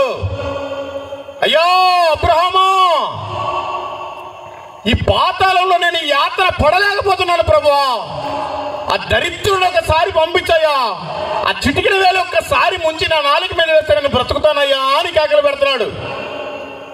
అక్కడి నుంచి తండ్రి అయిన అబ్రహాం పిలుస్తున్నాడు, చెప్తున్నాడు, లేదు, నీవు బ్రతికినన్ని రోజులు సుఖానుభవాలు అనుభవించావు, నీకు అదే సరైన ప్లేసు. నీకు రక్షణ లేదు, మారు మనసు లేదు, బాప్తిసం లేదు, నువ్వు బ్రతికినన్ని రోజులు నీ ఇష్టానుసారం బ్రతికావు, నీకు అదే కరెక్ట్ ప్లేస్. అక్కడి నుంచి స్వరమైన పడుతుంది, అయ్యా సరేనయ్యా, నేనంటే యాతనపడి కాలిపోతున్నాను, నాకు 5 సహోదరులు ఉన్నారయ్యా, అయ్యా నీకు దండం పెడతానయ్యా, ఆ దరిద్రుని మా సహోదరుల దగ్గరికి నా భూమి మీదకి పంపించయ్యా, సువార్త చెప్తే వాళ్ళన్న రక్షణలోకి వస్తారయ్యా. కుదరదు. భూమి మీద మనకు అవకాశం ఉన్నప్పుడే మన ఇంట్లో వాళ్ళని మనం మార్చుకోవాలి. ఒక్కసారి చనిపోయిన తర్వాత ఇంకా అవకాశం లేదు. ఇక్కడే చేతులు పట్టుకుంటావా, గడ్డం పట్టుకుంటావా, అవసరమైతే కాళ్ళు పట్టుకో. నీ భర్తని, నీ భార్యని, నీ పిల్లల్ని ఇక్కడ తీసుకొని రా, లేదంటే నీకు నరకం తప్పదు, వాళ్ళకి నరకం తప్పదు, చనిపోయిన తర్వాత నీకు తీర్పు తప్పదు, నీకు కూడా శిక్ష ఉంది. ఎందరికో ఈ భాగ్యం లేదు, దేవుడు మనకిచ్చాడు. మరి మనం మాత్రమే రక్షణ పొందుకొని పరలోకానికి వెళ్తే కుదరదు. దేవుడు ఇచ్చిన ప్రతి దానికి లెక్క చెప్పాలి, ప్రతి రూపాయికి చెప్పాలి, ప్రతి రోజుకి చెప్పాలి, ప్రతి సెకండ్కి చెప్పాలి. నువ్వేం చేసావు? నీ ఇష్టానుసారం ఏదో పోయి పని చేసుకోవటం, జాబ్ చేసుకోవటం, డబ్బులు సంపాదించుకోవటం, నీ ఇష్టం వచ్చిన తిని బ్రతకడానికి కాదు నిన్ను దేవుడు బ్రతికించేది. రక్షణ ఎవరికైతే లేదో రక్షణ సువార్తను చెప్పి వాళ్ళని రక్షణలో నిలబెడతావు, నిన్ను బ్రతికిస్తున్నాడు. ఎన్ని రోజులు నామకార్థంలో ఉంటావు? నువ్వేమో నమ్మావు, బాప్తిసం తీసుకున్నావో తీసుకోలేదో తెలియదు, కనీసం నీ ఇంట్లో వాళ్ళకి రక్షణ కూడా లేదు. మరి ఏం చేయడానికి నిన్ను ఇంకా ఇన్ని రోజులు దేవుడు ఇచ్చాడో తెలియదు. ఈ రోజు రాత్రికి చివరి రోజు అయితే నీ ప్రయాణం ఏంటో తెలుసుకో. నువ్వు నమ్ముకుంటే స్వర్గానికి వెళ్తావు, పరలోకానికి. లేదంటే నరకంలో కాలిపోతున్నారు వాళ్ళు. నరకంలో నుంచి మనం తప్పించడానికి ఎన్ని రోజులు బ్రతుకున్నాం? యూదా పత్రిక 1వ అధ్యాయం 23వ వచనం, అగ్నిలో నుండి లాగినట్టు కొందరిని లాగి రక్షించుడి అని చెప్తుంది వాక్యం. ఈ రోజున నాకున్న సమస్తం కోల్పోయాను, అయినా కూడా ఈ లోకమనే అగ్నిలో కాలిపోయే ఆత్మలు చాలా ఉన్నాయి. నాకు ఈ లోకంలో ఏమీ లేదు, నేనేం సాధించలేకపోయాను. కనీసం పరలోకంలోనైనా ఏమన్నా సాధించాలని నేను ఈ లోకంలో ఉండి అగ్నిలో నుంచి లాగినట్టుగా లాగుతున్నాను కొంతమందిని. 130,000 మందికి ట్రై చేశాను లాగడానికి. వాళ్ళల్లో బయటకు వచ్చిన వాళ్ళు 63 మందే. నాకు తెలియకుండా ఎంతమంది వచ్చారో తెలియదు. మరి నువ్వు ఎంతమందిని లాగావు? నేను ఒక త్రాగుబోతుని, మీరంతా మంచోళ్ళు కదా. నేను నిన్నగాక మొన్న దేవుడిని నమ్ముకున్నాను. నువ్వంతా పుట్టుకతో క్రైస్తవురాలు కదా, క్రైస్తవుడు కదా, మీకంటే నాకంటే మీరు చాలా సీనియర్లు కదా. మీరంతా ఎంతమందికి సువార్తను చెప్పారు? ఎందుకు మనమే వారిని అగ్నిలో నుంచి లాగాలి? ఈ ప్రపంచంలో చాలా మంది ఉన్నారు, 800 కోట్ల మంది జనాభా ఉన్నారు. మరి వాళ్ళందరూ ఉన్నారు కదా, మనమే ఎందుకు లాగాలి? చదవండి మత్తయి సువార్త 9వ అధ్యాయం 37వ వచనం, కోత విస్తారమే గాని పనివారు కొద్దిగా ఉన్నారు. మన పనులు మనం చేసుకోవడం కాదు, దేవుడి పని చేయాలి. దేవుడి పని చేయడానికే కొద్ది మందే ఉన్నారంట. 800 కోట్ల మంది పంట ఉంది, కోసే పనివారు లేరు. ఈ పంట ఉందన్న సంగతి వాళ్ళకి తెలియదు. మనం పనివారిగా ఉండాలి. మన సేవకుడితో మనం జత పనివారిగా ఉండాలి. మన సంఘ పెద్దలతో మన సపోర్ట్ నిలబడాలి. సువార్తలకు కూడికలు పెట్టాలి, సువార్త కరపత్రికలు పంచాలి. ఇవన్నీ పంచడానికి నీకు సిగ్గైనా కనీసం నీ ఇంట్లో వాళ్ళైనా నువ్వు మార్చుకోవాలి. పనివారు కొద్దిగా ఉన్నారు, కొత్త విస్తారంగా ఉంది. 400-500 రూపాయలు కూలిస్తారంటే పొద్దున్నేసి పరిగెత్తా ఉంటారు పొలం పనికి, ఆ పనికి, ఈ పనికి. 1000 రూపాయలు ఇస్తారంటే ఇంకేదైనా పనికి వెళ్ళిపోతారు. మగోళ్ళు కూడా మంచి జాబ్ వచ్చిందంటే నెలకి 20,000-30,000 జీతం వస్తాను వెళ్ళిపోతూ ఉంటారు. నీవు చనిపోయిన రోజున నీ డబ్బు నీతో పాటు రాదు. నువ్వు సంపాదించినది ఏది కూడా నీతో పాటు రాదు. నువ్వు ఎంతమందికి సువార్తను ప్రకటించావో ఒక్క కౌంటింగ్ మాత్రమే ఆయన దగ్గరికి వస్తుంది, నీతో పాటు వస్తుంది. నువ్వు వేసుకున్న చొక్కా కూడా ఇక్కడే వదిలేసి వెళ్ళిపోవాలి. ఆ రోజు వస్తుంది. ఏం చెప్తారు లెక్క తెలుసుకోండి. ఆ కొద్ది మందిలో నేనున్నానండి. అందుకే నేను 4 గోడల్లో ఉండను, నలుమూలలా ప్రకటిస్తూ ఉంటాను. ఈ దేశంలో ఉండే ప్రతి రాష్ట్రానికి వెళ్ళాను, ప్రతి కేంద్ర పాలితానికి వెళ్ళాను. మీరందరూ చూసే ఉంటారు. ఈ ఇండియాలో ఉండే, భారతదేశంలో ఉండే ప్రతి క్రైస్తవుడి మీద ఒక కేసు ఉంది. మీకు తెలుసా? మత మార్పిడి case, religion conversion case. Ashwini Kumar ఉపాధ్యాయ అనే వ్యక్తి సుప్రీంకోర్టులో కేసు వేశాడు. రోజు వాట్సాప్లో, యూట్యూబ్లో, ఫేస్బుక్లో పంపిస్తున్నారు. అయ్యా ఇప్పటి నుంచి సువార్త కూడికలు పెట్టుకోవడానికి లేదు, కొత్త మందిరాలు కట్టుకోవడానికి లేదు, కరపత్రికలు ఇవ్వడానికి లేదు అని రోజు వార్తలు వస్తున్నాయి. కరపత్రిక ఒకటి ఇస్తే చాలు 7 సంవత్సరాల జైలు శిక్ష, 10 లక్షల జరిమానా. 114 మందిని మన జైల్లో వేశారు. 100 మందిని బయటికి తీసుకొచ్చారు వేరే వాళ్ళు బెయిల్ మీద. వాళ్ళని కలిసి వచ్చాను నేను. ఛత్తీస్గఢ్లో 14 మందిని వేశారు. సువార్త ప్రకటిస్తే వాళ్ళని కలిసి వచ్చాను. అయితే రోజు సుప్రీంకోర్టు న్యూస్ వస్తూ ఉంది. ప్రభువా నువ్వు చెప్పావు కదా, నిన్ను శత్రువును కూడా నీకు మిత్రునిగా చేస్తానని వాక్యం సెలవిస్తుంది కదా. క్రైస్తవులందరి మీద కేసు వేశాడు. నేను వెళ్ళి అతనితో మాట్లాడాలి. ఎవరైతే క్రైస్తవుల తరపున వాదిస్తున్నాడో ఆయనతో నాకు సంబంధం లేదు. ఎవరైతే మన మీద కేసు వేసాడో నేను అతనితో మాట్లాడాలి ప్రభు అని ప్రార్థన చేసుకున్నాను. ఒకసారి సుప్రీంకోర్టుకి వెళ్ళిపోయాను. అక్కడ మీడియా సమావేశం పెట్టి బాగా మాట్లాడుతున్నాడు ఆయన. అక్కడ మీడియా సమావేశం ముగించుకున్నాను, చూసి నవ్వాడు. నేను కూడా మంచి వైట్ షర్ట్ వేసుకుంటాను. మీడియా వాళ్ళు అనుకున్నాడు అతను నేను క్రైస్తవుడు అన్న సంగతి ఆయనకు తెలియదు. సార్ మీరు ఎందుకు సార్ క్రైస్తవులందరి మీద కేసు వేశారని అడిగాను. క్రైస్తవులంతా వేస్ట్ ఫెలోస్ అయ్యా, మా దేవుడు నమ్ముకోండి మీ జీవితాలు మారిపోతాయని భ్రమ పెట్టి మతం మారుస్తూ ఉంటారు. క్రైస్తవులంతా వాళ్ళు మతం మారుస్తూ ఉంటారయ్యా. మీ పిల్లలకి ఏమైనా లేదా, మేము స్కూల్లో జాయిన్ చేస్తాం, మేము ఫీజులు కడతామని భ్రమ పెట్టి క్రైస్తవ మతంలోకి లాగుతూ ఉంటారు. మీకు ఏదైనా అనారోగ్యం ఉంది హాస్పిటల్లో చూపించుకోండి, మేము బిల్లులు కట్టి మేమే పోషిస్తామని కొంతమందిని మతం మారుస్తూ ఉంటారని ఆయన బాగా విచ్చలవిడిగా చెప్పారు కొంచెం బూతులతోటి. నేను అన్నాను సార్ క్రైస్తవం అనేది ఒక మతంగా సార్, ఇది ఒక మంచి మార్గం అన్నాను. ఆయనకి నవ్వాలో ఏడవాలో అర్థం కాక నన్ను కౌగిలించుకున్నాడు. వీడియో పెట్టాను, మీరు చూడండి గాడ్స్ మిషన్ అనే ఛానల్లో. ఆ కేసు గురించి 3 సంవత్సరాలు నేనే అప్డేట్ ఇచ్చింది అందరికీ. ఎక్కడ సుప్రీంకోర్టులో క్రైస్తవులందరి మీద మత మార్పిడి కేసు వేసిన ఒక అడ్వకేటు, ఎక్కడ ఎందుకు పనికిరాని ఒక చెయ్యాలి అని మన మనసులో ఉండే ఎంత దూరమైనా పోయి సువార్త చేయొచ్చు చెప్తే ఆయన షాక్ అయిపోయాడు. ఆయన ఒక బీజేపీ ప్రతినిధి విజిటింగ్ కార్డు ఇచ్చాడు. అందరికీ విజిటింగ్ కార్డు కూడా పెట్టాను. వీడియోలో చూడండి మీరు. గాడ్స్ మిషన్ సుప్రీంకోర్టు కేసు అంటే మీకు అందరికీ వస్తుంది. చెప్పాలి అన్న ఆలోచన మనకుంటే దేవుడు తృప్తిపరుస్తాడండి. ఆలోచన లేకపోతే ఏం చేస్తారు? మీరంతా క్రైస్తవులు కదా, మరి మీ ఇంటి పక్కన వాళ్ళు చెప్పడానికి కూడా మీకు భయమేనా? మీ ఊర్లో వాళ్ళకి చెప్పడం కూడా మీకు భయమేనా? సరే, భయపడుతున్నావు. నువ్వైనా రక్షణ పొందుకుని బాప్తిసం తీసుకున్నావా? లేదు. మరి ఏం చేయడానికి? మొదటి దినవృత్తాంతంలో రాసిన గ్రంథము 16వ అధ్యాయము 23వ వచనం. సర్వభూజనులారా యెహోవాను సన్నతించుడి, అనుదినము ఆయన రక్షణను ప్రకటించుడి.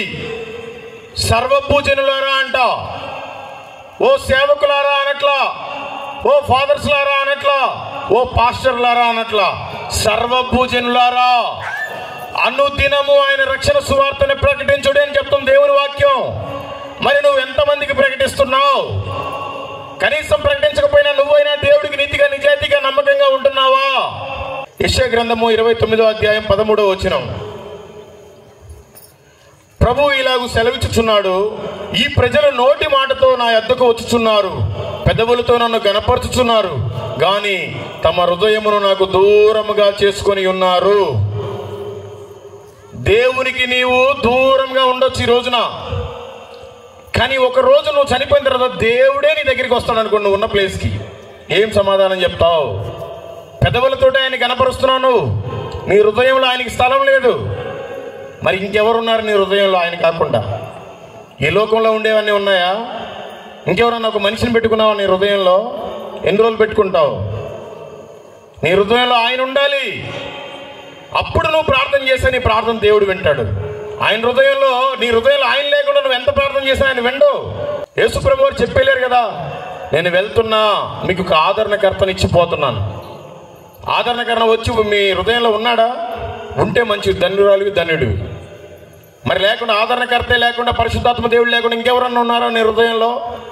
వాడు పతనమే, నువ్వు పతనమే. తెలుసుకోండి. మన హృదయంలో ఆయన ఉంటే మనం మనస్ఫూర్తిగా ప్రార్థన చేస్తే పదవులతో ఆయన వింటాడు. అప్పుడు మనకి జవాబు వస్తుంది. నీ హృదయం ఆయనకి దూరంగా చేసుకొని ప్రార్థన చేసి పరలోక రాజ్యమే నీకు రావాలి అంటే రాదు. ఎందుకంటే మత్తయి సువార్త 7వ అధ్యాయం 21వ వచనం ఈ విధంగా సెలవిస్తుంది, ప్రభువా ప్రభువా అని నన్ను పిలుచు ప్రతి వాడును పరలోక రాజ్యంలో ప్రవేశింపడు గాని పరలోకమందున్న నా తండ్రి చిత్త ప్రకారం చేయువాడే ప్రవేశించును. పరలోకంలో ఉన్న ఆయన చిత్తాన్ని చేయడానికి ఎంతో మంది మిషనరీస్ వచ్చారు మన దేశానికి. మీకు అందరికీ తెలుసు కదండి, యేసు ప్రభు వారికి 12 మంది శిష్యులు. ఆ 12 మందిలో ఒక్కరైన తోమా గారు మన భారతదేశానికి వచ్చారు. చాలా మంది నిద్రపోతున్నారు, మేలుకుంటే మంచిది, ప్రభు మెలుగుతోటి ఉండమని చెప్పాడు. మన భారతదేశానికి తోమా గారు వచ్చారు. 1980 సంవత్సరాల క్రితం వచ్చారు. దానికంటే ముందే కొంతమంది యూదులు వచ్చారు మన కేరళ ప్రాంతానికి. దాని పేరు ఇప్పుడు ట్రావెన్కోర్. అందరూ ఈ చెక్కలు, లవంగాలు, యాలకులు అమ్ముకోవడానికి వచ్చారు యెరూషలేము నుంచి ఇక్కడికి. వచ్చినప్పుడు ఆ ట్రావెన్కోర్ ప్రాంతానికి ఒక రాజుగారు ఉండేవారు. రాజమందిరం కట్టుకోవడానికి ఒక మంచి కార్పెంటర్ కావాలని ఆయన ఆలోచించి యూదులతో మాట్లాడుతున్నప్పుడు, అయ్యా యెరూషలేములో పలానా థామస్ అనే వ్యక్తి ఉన్నాడు, ఆయన అయితే మీకు మంచి పని చేస్తాడని కబురు చెప్పారు. ఇదంతా దేవుని ప్రణాళిక. యేసు ప్రభు వారు ఆరోహణమై వెళ్ళిపోయిన తర్వాత ఆ శిష్యులంతా చీట్లు వేసుకున్నారు. నువ్వు ఏ దేశానికి వెళ్ళాలి సువార్తకి, నువ్వు ఏ దేశానికి వెళ్ళాలి, నువ్వు ఏ దేశానికి వెళ్ళాలని. తోమా గారికి అంట భారతదేశం వచ్చిందంట. ప్రభువా వాళ్ళంతా మూర్ఖులయ్యా, నేను వెళ్ళలేనయ్యా అన్నాడంట. తోమా నువ్వు వెళ్ళాల్సిందే అన్నాడంట ప్రభు. ఈ తండ్రి చిత్తం, దేవుని చిత్తం. అందుకని ఆ రాజుగారు ఆయన రాజమందిరం కట్టడానికి తోమా గారి దగ్గరికి పడవనేసి పంపించి తోమా గారిని మొత్తానికి ఇండియాకి తీసుకొని వచ్చారు. రాగానే మొట్టమొదటిగా అడుగు పెట్టాడు. దాని పేరే కొడంగలూరు. మీరు గూగుల్లో కొట్టండి, ఇండియా ఫస్ట్ చర్చ్ అది, తోమా గారి చర్చ్ అది. అక్కడ అడుగు పెట్టాడు. అక్కడ మందిరం కట్టబడింది. ఆయన పగలంతా రాజమందిరం కడుతున్నాడు. ఆ వచ్చిన డబ్బులతోటి రాత్రంతా పేదలకి అది ఇది కొనిస్తూ సువార్త చెప్తున్నారు. ఈ విషయం రాజుగారికి తెలిసి జైల్లో వేయించాడు. మీకేమైనా అర్థమైందండి? యేసు ప్రభు వారితో పాటు తిన్న వ్యక్తే, పడుకున్న వ్యక్తే. ఇప్పుడు కాదు మత మార్పిడి, ఇప్పుడు కాదు ఇబ్బందులు. 1980 సంవత్సరాల క్రితమైన సువార్తను ప్రకటించాడు. అందుకని ఆయన జైల్లో వేశారు. నిన్ను నన్ను వేస్తే ఏముంది? వేసిన 3వ రోజు రాజుగారి తమ్ముడు చనిపోయాడు. 3వ రోజున వాళ్ళ తమ్ముడు చనిపోయాడు. రాజుగారి తమ్ముడు మొత్తం ఆ పాడే గిడంతా రెడీ చేస్తున్నారు సమాధి కార్యక్రమానికి. తోమా గారికి ఈ విషయం తెలిసింది. అందరూ ఏడుస్తుండేసరికి, అయ్యా నేను రాజుగారి సొమ్ము తిన్నాను, నేను సత్యాన్ని చెప్పకుండా ఉండలేను, మా దేవుడు నిజమైన దేవుడు, రాజుగారి తమ్ముడిని బ్రతికిస్తాడు మా దేవుడు, ఒక చిన్న ప్రార్థన చేస్తానయ్యా, దేవుడు చిత్తం అంటే ఖచ్చితంగా బ్రతుకుతాడు అని చెప్పి కబురు పంపిస్తా పట్టుడితోటి. ఆడెళ్ళి రాజుకు చెప్పకుండా మంత్రికి చెప్పాడు. వాడొచ్చి 4 టన్నులు దాన్ని మళ్ళీ లోపల వేసాడు తోమా గారిని. తీరా ఇంకా శవాన్ని ఎత్తుకొని పాడ కట్టుకొని జైలు ముందు నుంచే వెళ్ళాలి సమాధుల తోటకి, వాళ్ళ మా శ్మశానానికి. ఆ వెళ్ళేటప్పుడు రాజుగారు జైలు ముందుకు వచ్చినప్పుడు అంట తోమా గారు గట్టిగా అరుస్తున్నాడు, అయ్యా రాజుగారు, నేను మీ సొమ్ము చాలా తిన్నానయ్యా, నేను సత్యాన్ని చెప్పకుండా మీకు ఉండలేను, ఒక్క అవకాశం అయ్యా, నేను ప్రార్థన చేస్తాను, మా దేవుడు మీ తమ్ముడిని బ్రతికిస్తాడు అంటే ఆయన పశ్చాత్తాపంతో కూడిన అసలు ఏడుస్తూ ఆయన, అరే సరేరా ఒకసారి వాడిని తీసుకురమ్మని చెప్పి ప్రార్థన చేసి చివరిలో యేసు నామం అనగానే టంగులు వేసి కూర్చున్నాడు ఆయన. అది మొదలుకొని మనకు సువార్త ప్రారంభమైంది. కేరళలో పొచ్చడి చర్చిలు, వేల చర్చిలు ఉన్నాయి, ప్రపంచ స్థాయికి తగినన్ని చర్చిలు ఉన్నాయి, రోమన్ క్యాథలిక్ చర్చిలు. తోమా గారు అప్పుడే జైలుకి వెళ్ళారు సువార్త చేసి. నువ్వు నేను ఇవాళ వెళ్తే ఏముందండి, అద్భుతమైన మందిరాలు, 8 మందిరాలు కట్టాడు ఆయన 1980 సంవత్సరాల క్రితం. 8వ మందిరం సగం కట్టాడు. ఈ లోపల అయ్యా ఒక్కసారి మా ప్రాంతానికి వచ్చి సువార్త చెప్పాయని చెన్నై మైలాపూర్కు సంబంధించిన కొంతమంది వచ్చి తీసుకెళ్ళిపోయారు ఆయన. అక్కడ సువార్త ప్రకటిస్తే బలింతో పొడి చంపేశారు. మనోళ్ళే, స్వయానా యేసుక్రీస్తుతో పాటు తిన్న వ్యక్తే, పడుకున్న వ్యక్తే సువార్త ప్రకటిస్తుంటే వచ్చి బలింతో పొడి చంపేశారు. నిన్ను నన్ను చంపేస్తే ఎంత? ఆయన కట్టిన 8 మందిరాల్లో అద్భుతమైన మందిరం 6వ మందిరం శబరిమలలో అయ్యప్ప టెంపుల్ ఉంటుంది. ఆ అయ్యప్ప టెంపుల్కి 15 కిలోమీటర్ల దూరంలో పంబా నది ఒడ్డునే ఉంటుంది నీలక్కల్ చర్చ్. మీరు గూగుల్లో కొట్టండి వస్తుంది. అక్కడంతా అడవి, భయంకరమైన లోయలు, పెద్ద పెద్ద చెట్లు. 1980 సంవత్సరాల క్రితం అక్కడ మందిరం కట్టాడు. దేనికంటే అడవి జాతుల నశించిపోతున్నారు ప్రభు ప్రణాళిక అంట. ఆయన ప్రార్థన చేస్తుంటే సింహాలు, పులులు, ఏనుగులు మొత్తం సాష్టాంగపడి ప్రార్థనలో ఏకీభవించాయి. ఆయన మందిరం కడుతుంటే మొద్దులేమో తొండాలతో తీసుకొచ్చాయి ఏనుగులు, పులులు, సింహాలేమో తాట పెక్కొస్తే అవి గట్టి మొత్తం మందిరం కట్టాడు. ఇప్పటికీ ఉంది మందిరం. మీరు చూడండి, నీలక్కల్ చర్చ్ అని కొడితే వస్తుంది. ఇప్పుడు పెద్ద బిల్డింగ్ కట్టారు. ఇప్పుడు పోయినా కూడా జంతువుల సౌండ్లు అక్కడ, ఏనుగులు, పులులు, సింహాలు అన్నీ. అయినా నేను వెళ్ళి అక్కడికి వెళ్ళి ప్రార్థన చేసుకుంటే చాలా ప్రశాంతత కలిగింది అక్కడ. ప్రభువా 2024లో వస్తేనే ఇక్కడ బిక్కుమన్నావు ఈ సౌండ్కి, ఈ జంతువుల సౌండ్లకి. నీ శిష్యుని 1900 సంవత్సరాల క్రితం పంపించావు నాయన, ఎందుకయ్యా అని చాలా ఏడుపు వచ్చింది. అలాగే అక్కడి నుంచి ఒరిస్సా ప్రాంతానికి వెళ్తే నేను దేశమంతా తిరిగాను. అక్కడి నుంచి అలాగే ఒరిస్సా ప్రాంతానికి వెళ్తే ఆస్ట్రేలియా నుంచి ఒక మిషనరీ వచ్చాడు, గ్రహం స్టెయిన్స్. మీకు అందరికీ తెలుసు కొంతమందికి. ఆ భువనేశ్వర్ అవతల బర్రెపేడ అనే ప్రాంతానికి వచ్చాడు. కుష్టి వ్యాధుల కోసం హాస్పిటల్ పెట్టాడు. ఆయనకి భార్య, 3 పిల్లలు, ఒక పెద్ద పాప, 2 చిన్న అబ్బాయిలు, 2 బాబులు. భార్య బిడ్డని ఇంట్లో పెట్టి ఆ 2 మగపిల్లలను తీసుకుని ఆయన కారు వేసుకుని సువార్తకి వెళ్ళిపోతూ ఉంటాడు రోజు. కొన్ని రోజులు సువార్త చేసిన తర్వాత మనోహర్పూర్ అనే ప్రాంతంలో ఒక సంఘం 10 మంది ఏర్పాటు అయ్యారు. వాళ్ళ కోసం అక్కడ ఒక చిన్న చర్చి కట్టించాడు. అక్కడే సువార్త జరిగిస్తూ ఉన్నాడు. వీళ్ళకి ఇలా కాదు, ఇంకా కొంతమందిని మిషనరీస్ని పిలిపిద్దాం, మంచిగా బలపడతాం. ఈ రోజు అనిపించాడు కానీ కొంతమందిని ఆస్ట్రేలియా నుంచి మళ్ళీ పిలిపించారు. 3 రోజులు సభలు పెట్టుకున్నారు. ఒక రోజు అయిపోయింది. 2వ రోజు మీటింగ్ అయిపోయిన తర్వాత 2 పిల్లలు, చిన్నపిల్లలు అన్నారంట, డాడీ రాత్రి కూడా బాగా దోమలు గుట్టే, ఈరోజు ఇంటికి వెళ్ళిపోదాము, మళ్ళీ రేపు పొద్దున వచ్చేద్దాం అన్నారంట. నానా మనల్ని నమ్ముకొని చుట్టుపక్కల పల్లెటూరుల నుంచి ప్రజలు వచ్చారు, మనం వెళ్ళిపోయి సుఖంగా పడుకుంటే ఇక్కడ వాళ్ళకి ఎవరు లేదు, మీరిద్దరు పడుకోండి కారులో, నేను దోమలు రాకుండా ఇసురుతాను, నాకు కూడా నిద్ర వస్తే పడుకుంటానని కారులో 2 పిల్లలు పడుకోబెట్టి చిన్నగా నిద్రపుచ్చి ఈయన కూడా చిన్నగా నిద్రలో జారుకున్నాడు. దారాసింగ్ అనే వ్యక్తి వచ్చి పెట్రోల్ పోసి మొత్తం కాలబెట్టేశాడండి. సజీవ దహనం. 3 బూడిదైపోయారు. ఎక్కడ ఆస్ట్రేలియా, ఎక్కడ భారతదేశం, ఒరిస్సా అనే ఒక మూర్ఖుల ప్రాంతం. ఎందుకు చనిపోవాలి? చనిపోయిన తర్వాత విలేకరులంతా, జర్నలిస్టులు అంతా కలిసి వాళ్ళ వైఫ్ దగ్గరికి వెళ్ళి, అమ్మా మీ ఆయన్ని ఫలానా దారాసింగ్ అనే వ్యక్తి, బీజేపీ వ్యక్తి చంపేశాడు కదా, ఆయన గురించి నువ్వేమిస్తావమ్మా, నీ రిపోర్ట్ కావాలి, మాకు మీ ఫీడ్బ్యాక్ కావాలి, మీ వాగ్మూలం కావాలని వెళ్తే, అయ్యా నేను దాని గురించి ఏం మాట్లాడను, యెహోవా ఇచ్చెను యెహోవా తీసుకొనును అనిందంట. ఇదే పేపర్లో రాశారు వాళ్ళు. ఏం అర్థం కాల. ఈ విషయం రాష్ట్రపతికి తెలిసింది. పద్మశ్రీ అవార్డు ఇచ్చారు ఆవిడికి. మీరు గూగుల్లో కొట్టండి, గ్రహం స్టెయిన్స్. ఎక్కడ ఆస్ట్రేలియా, ఎక్కడ భారతదేశము, ఎక్కడ భార్య కూతురు, ఎక్కడ కొడుకులు తండ్రి, ఎందుకు మన దేశానికి రావాలి, ఎందుకు చనిపోవాలి? వాళ్ళు దేవుడి చిత్తాన్ని చేయడానికి వచ్చారు ఇక్కడికి. మరి మనం ఎవరి చిత్తం చేస్తున్నాం? మనం ఎవరి కోసం బ్రతుకుతున్నాం? వాళ్ళు నిజమైన క్రైస్తవులు, వాళ్ళు నిజమైన మిషనరీస్. మనమంతా దేనికి? అక్కడి నుంచి కొంచెం ముందుకెళ్తే సిరంపూర్ యూనివర్సిటీ, మీకు అందరికీ తెలుసు, కలకత్తాలో విలియం కేరీ. ఈ రోజున మీరు చదివినా చదవకపోయినా కొంతమంది బైబిల్ తెచ్చుకున్నారు. ఈ బైబిల్ ఉందంటే ఆయన వల్లే. 44 భాషల్లో తర్జుమా చేయించాడు. 16 భాషల్లో ఆయన ఓన్గా తర్జుమా చేశాడు. 16 భాషల్లో అనర్గళంగా మాట్లాడగలడు. ఇంగ్లాండ్ నుంచి వచ్చాడు ఆయన, లండన్ నుండి వచ్చాడు. మిషనరీ అంతా సెటప్ చేసుకున్నాడు. మొట్టమొదటిసారిగా ప్రింట్ వేయడానికి కాలిపోయింది. మళ్ళీ బాగు చేస్తున్నాడు ప్రింట్ వేద్దామని, భార్య చనిపోయింది. మళ్ళీ బాగు చేస్తున్నాడు ప్రింట్ వేద్దామని, పిల్లలు చనిపోయారు. ఆఖరికి ఆయన కూడా చనిపోయాడు. ఎందుకు చనిపోవాలి? ఆయన ఎక్కడ పుట్టాడు? ఎవరి కోసం వచ్చాడు? మనకి రాజ్యాంగం వచ్చి మహా అంటే ఒక 150 సంవత్సరాలు అవుతుందేమో, 175. ఆడపిల్లలను చదివించింది ఫస్ట్ విలియం కేరీనే. మనకి సేవింగ్ బ్యాంక్ పెట్టింది విలియం కేరీనే. ఎన్నో హాస్పిటల్ కట్టించింది విలియం కేరీనే. రైల్వే స్టేషన్ కట్టించింది విలియం కేరీనే. ఈ రోజున ఆడపిల్లలు కానీ మనం కానీ చదువుకుంటున్నాం అంటే విలియం కేరీ పుణ్యమే. వాళ్ళు మిషనరీస్, వాళ్ళు క్రైస్తవులు, వాళ్ళు అందరికీ మాదిరికరం. మనం ఎవరికి మాదిరికరంగా ఉన్నాం తెలుసుకోవాలి. అక్కడి నుంచి బీహార్ వెళ్తే, బీహార్లో 50 రూపాయలు ఇస్తే గొంతు కోసేస్తారు, 30 రూపాయలు ఇస్తే ఆడవాళ్ళు వ్యభిచారం చేస్తారు.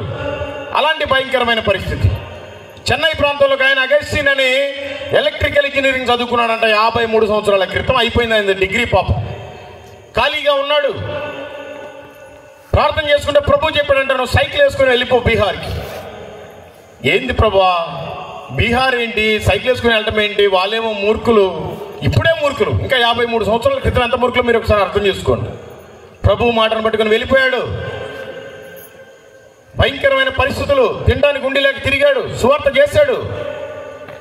52 గ్రామాల్లో గ్రామాలే వ్యభిచారం చేస్తాయి. తండ్రి ఏమో డోర్ దగ్గర కాపలా ఉంటే పిల్లలేమో కండోమ్ ప్యాకెట్స్కి వెళ్ళి కొనుక్కొస్తారు షాప్కి వెళ్ళి. తల్లి వ్యభిచారం చేసినంతసేపు మంచం కింద పిల్లలు పడుకుంటారు, ఎందుకంటే వాళ్ళకి వేరే స్థలం లేదు, ఇంకా మంచం ఉన్నంతే గది వాళ్ళది. అలాంటి భయంకరమైన పరిస్థితిలో 52 గ్రామాల్లో ఉండే పిల్లలందరినీ కౌంట్ చేసుకున్నాడు, అందరిని దత్తత తీసుకున్నాడు. పెద్ద పెద్ద కాలేజీలు, పెద్ద పెద్ద స్కూల్స్, 30,000 మందికి భోజనం పెడుతున్నాడు. ఆయనకు మాదిరికరం. మనం ఎవరికి మాదిరికరం? ఈ రోజున మన ఇండియాలో ప్రతి రాష్ట్రంలో ఉండే ఐఏఎస్ ఐపీఎస్లు ఎక్కువగా బీహార్లోనే ఉంటారు. వాళ్ళందరి పిల్లలు ఈయన కాలేజీలో ఈయన స్కూల్లోనే చదువుతున్నారు. జెమ్స్ ఆర్గనైజేషన్ మీరు కొట్టండి, గూగుల్లో వస్తుంది. వాళ్ళొక మిషనరీస్, వాళ్ళొక క్రైస్తవులు. మనం ఎవరికి క్రైస్తవులం? మనం ఎవరికి మాదిరికరం? అక్కడి నుంచి కొంచెం ముందుకెళ్తే పంజాబ్, సాధు సుందర్ సింగ్ పెళ్లి చేసుకోలేదు, సాధు వేషధారంలో ఉన్నాడు, తలపాకు కట్టుకున్నాడు, గడ్డం పెంచుకున్నాడు, కర్ర పట్టుకున్నాడు. కాశ్మీర్ నుంచి కన్యాకుమారి దాకా 2 సార్లు చెప్పులు లేకుండా పాదయాత్ర చేస్తూ సువార్త ప్రకటించాడండి. ఆయనకు మాదిరికరం. ఆయనకు క్రైస్తవుడు. ఒక సింగ్ అయినప్పటికీ కన్వర్టెడ్ క్రిస్టియన్ ఆయన చేశాడు సువార్త. ఆ తర్వాత మంచుకొండలో హిమాలయ పర్వతాల్లో నుంచి డిబేట్ అనే ఒక ప్రాంతానికి వెళ్ళాడు చెప్పులు లేకుండా. ఆయన నడుస్తూ ఉంటే రక్తం అంతా కారిపోయేదంట ఐస్ గడ్డల మీద. చిన్నపిల్లలు ఐస్ తింటే పైన రంగు పోస్తారు, ఆ రకంగా అయ్యేదంట కాళ్ళు ఆయన ఐస్ మీద. అలాంటి ప్రాంతాల్లో నేను కూడా భోజనం చేసుకొని తినాలి, ఆయన స్నానం చేసిన దగ్గర నేను కూడా స్నానం చేయాలి అని డిసైడ్ అయ్యి హిమాలయ పర్వతాల మధ్యలో నుంచి, ఆ కొండల్లో నుంచి ఆ ఐస్ అంతా కరిగి ఒక నది పారుతూ ఉంటుంది. మనం అంత దూరం ప్రయాణం చేసిన కార్గిల్, శ్రీనగర్, లడక్, మళ్ళీ హిమాచల్ ప్రదేశ్ వచ్చేదాకా ఆ నదిలో చెయ్యి పెడితే అంతవరకు గడ్డగట్టిపోతండి. ఐస్లో నుంచి కరిగి వచ్చే వాటర్ అంతా కూల్గా ఉంటుంది. 2 గంటల సేపు పట్టింది మాకు రైస్ ఉడకడానికి. కింద మంట మండుతుంది, పైన ఆరిపోతుంది. 2 గంటల్లో మొత్తానికి రైస్ అయింది.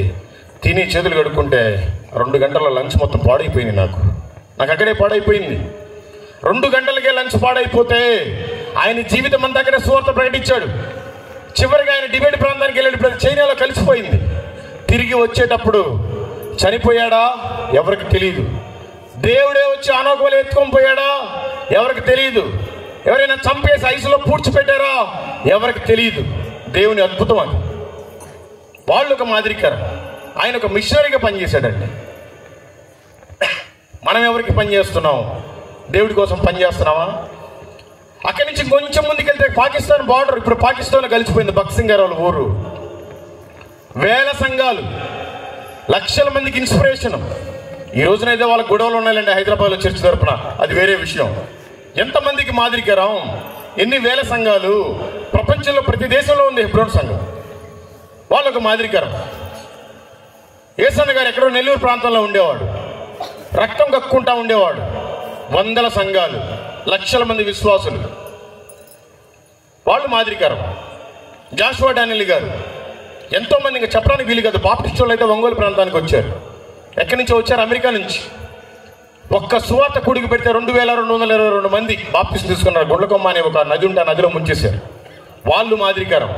మనం ఎవరికి మాదిరికరం తెలుసుకోండి. ఈరోజు చనిపోతే రేపటికి 2-5 రోజులకి ఆదరణ కూడికి పెడతారు, ఫోటో అక్కడ తగిలిస్తారు. అంతేనా? నీకోసం ప్రభు వచ్చి ప్రాణం పెట్టాడు. నువ్వేం చేసావు ప్రభు కోసం? ఏదో వచ్చి చప్పట్లు కొట్టి నెత్తిన ముసుకేసుకొని తెల్లచొక్క వేసుకొని వచ్చి చిల్లర మార్చి కానికేసి వెళ్ళిపోతే అయిపోతుందా? తెలుసుకోండి, రోజులు బాగోలేవు. ఏ రోజు చివరి రోజు తెలియదు.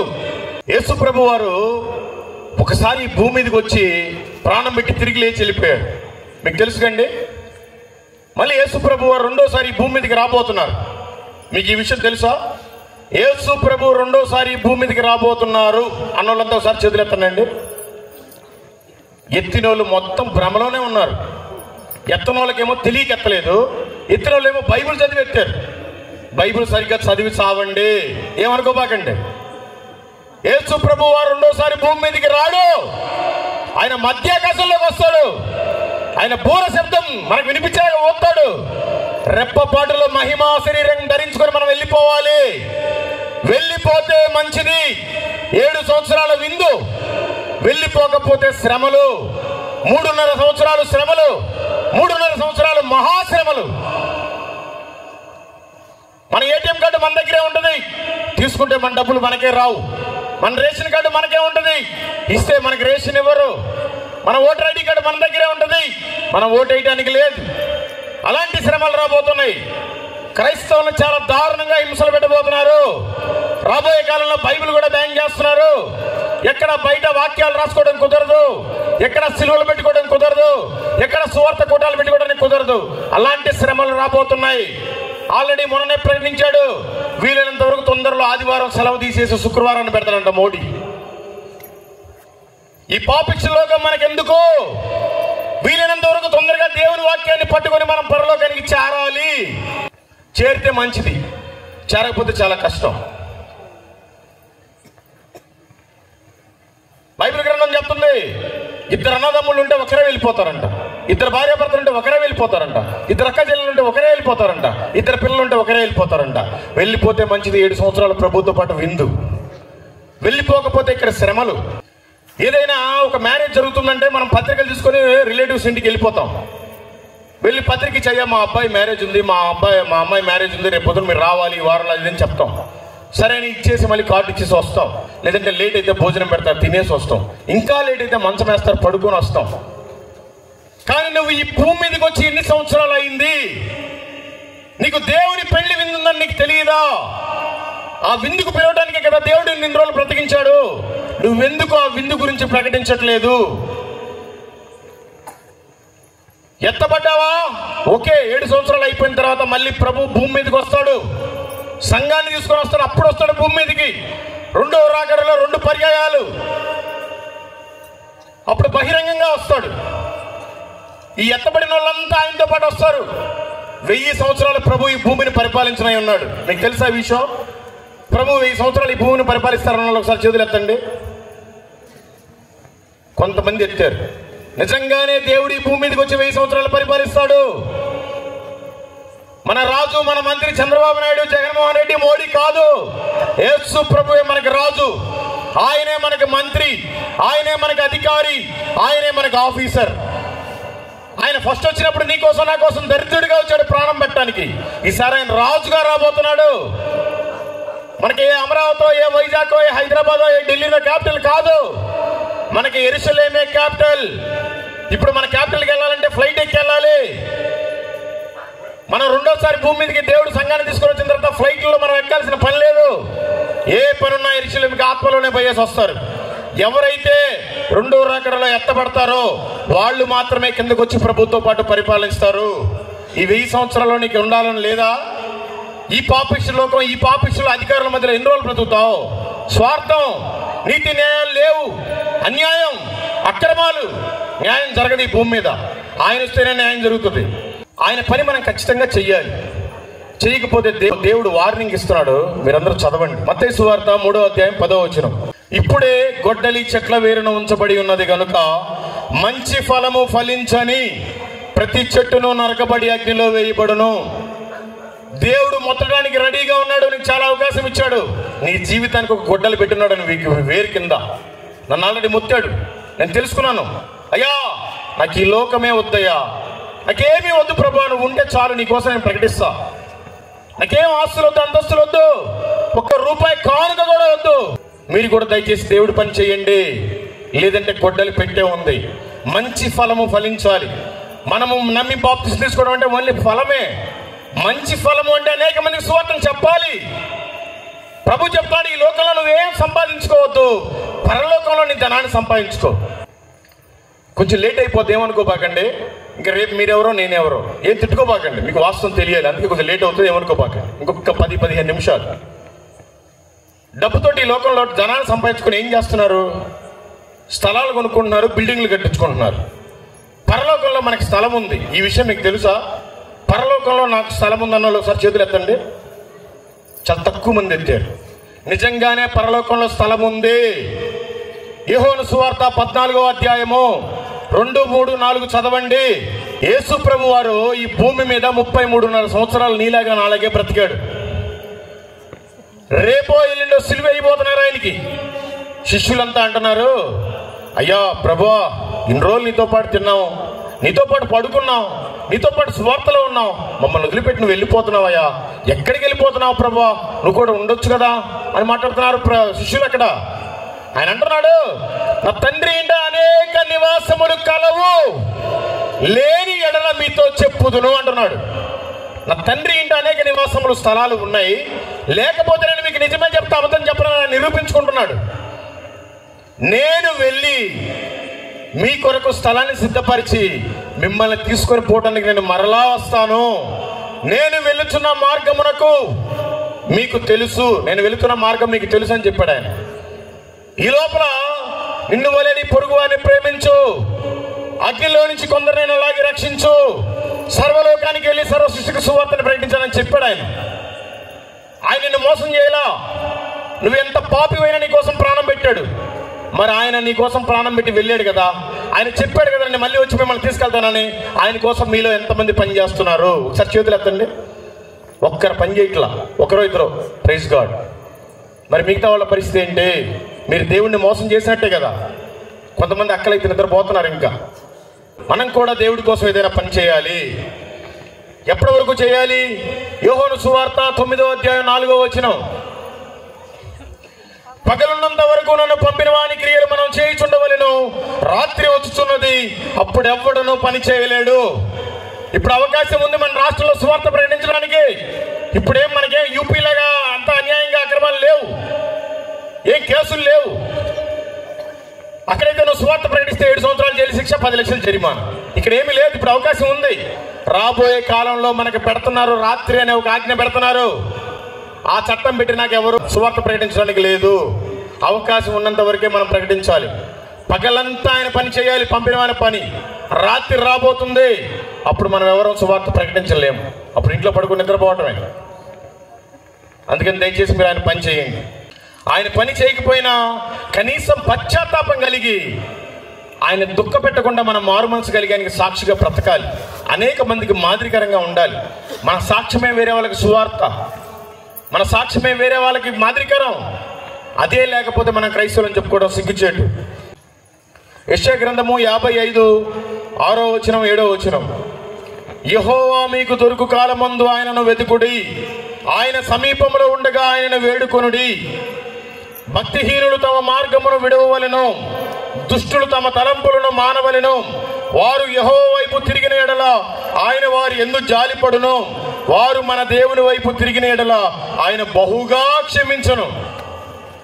ఇప్పటికైనా నువ్వు ఆయన వైపు తిరిగి క్షమాపణ అడిగితే నిన్ను క్షమిస్తాడు, నీకు రక్షణ ఇస్తాడు, నీకు మారు మనసు ఇస్తాడు.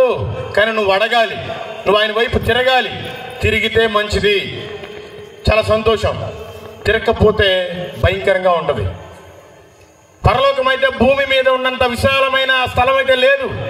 పరలోకం అనేది చాలా చిన్నదే. పరలోకం ఎన్ని కిలోమీటర్లు ఉందో బైబిల్లో ఉంది. పరలోకం ఎన్ని కిలోమీటర్లు ఉంది నాకు తెలుసు అన్నాడు. ఒకసారి చేతులు ఎత్తండి. ఒక్కరెత్తల బైబిల్ చదివితే కదా. ప్రకటన గ్రంథము 21వ అధ్యాయము 16వ వచనం ఎన్ని కిలోమీటర్లు ఉందో క్లియర్గా అక్కడ రాసుంది. 750 కోసులు ఉంది. అనవసరమైన వాటికి అన్నిటికీ మనం సెల్ ఫోన్ వాడుతూ ఉంటాం, గూగుల్ వాడుతూ ఉంటాం, యూట్యూబ్ వాడుతూ ఉంటాం. 750 కోసులు అంటే ఎన్ని కిలోమీటర్లను గూగుల్లో కొట్టండి. 1 కోర్స్ హౌ మెనీ కిలోమీటర్స్ అంటే 3 కిలోమీటర్ల 75 మీటర్లు వస్తుంది.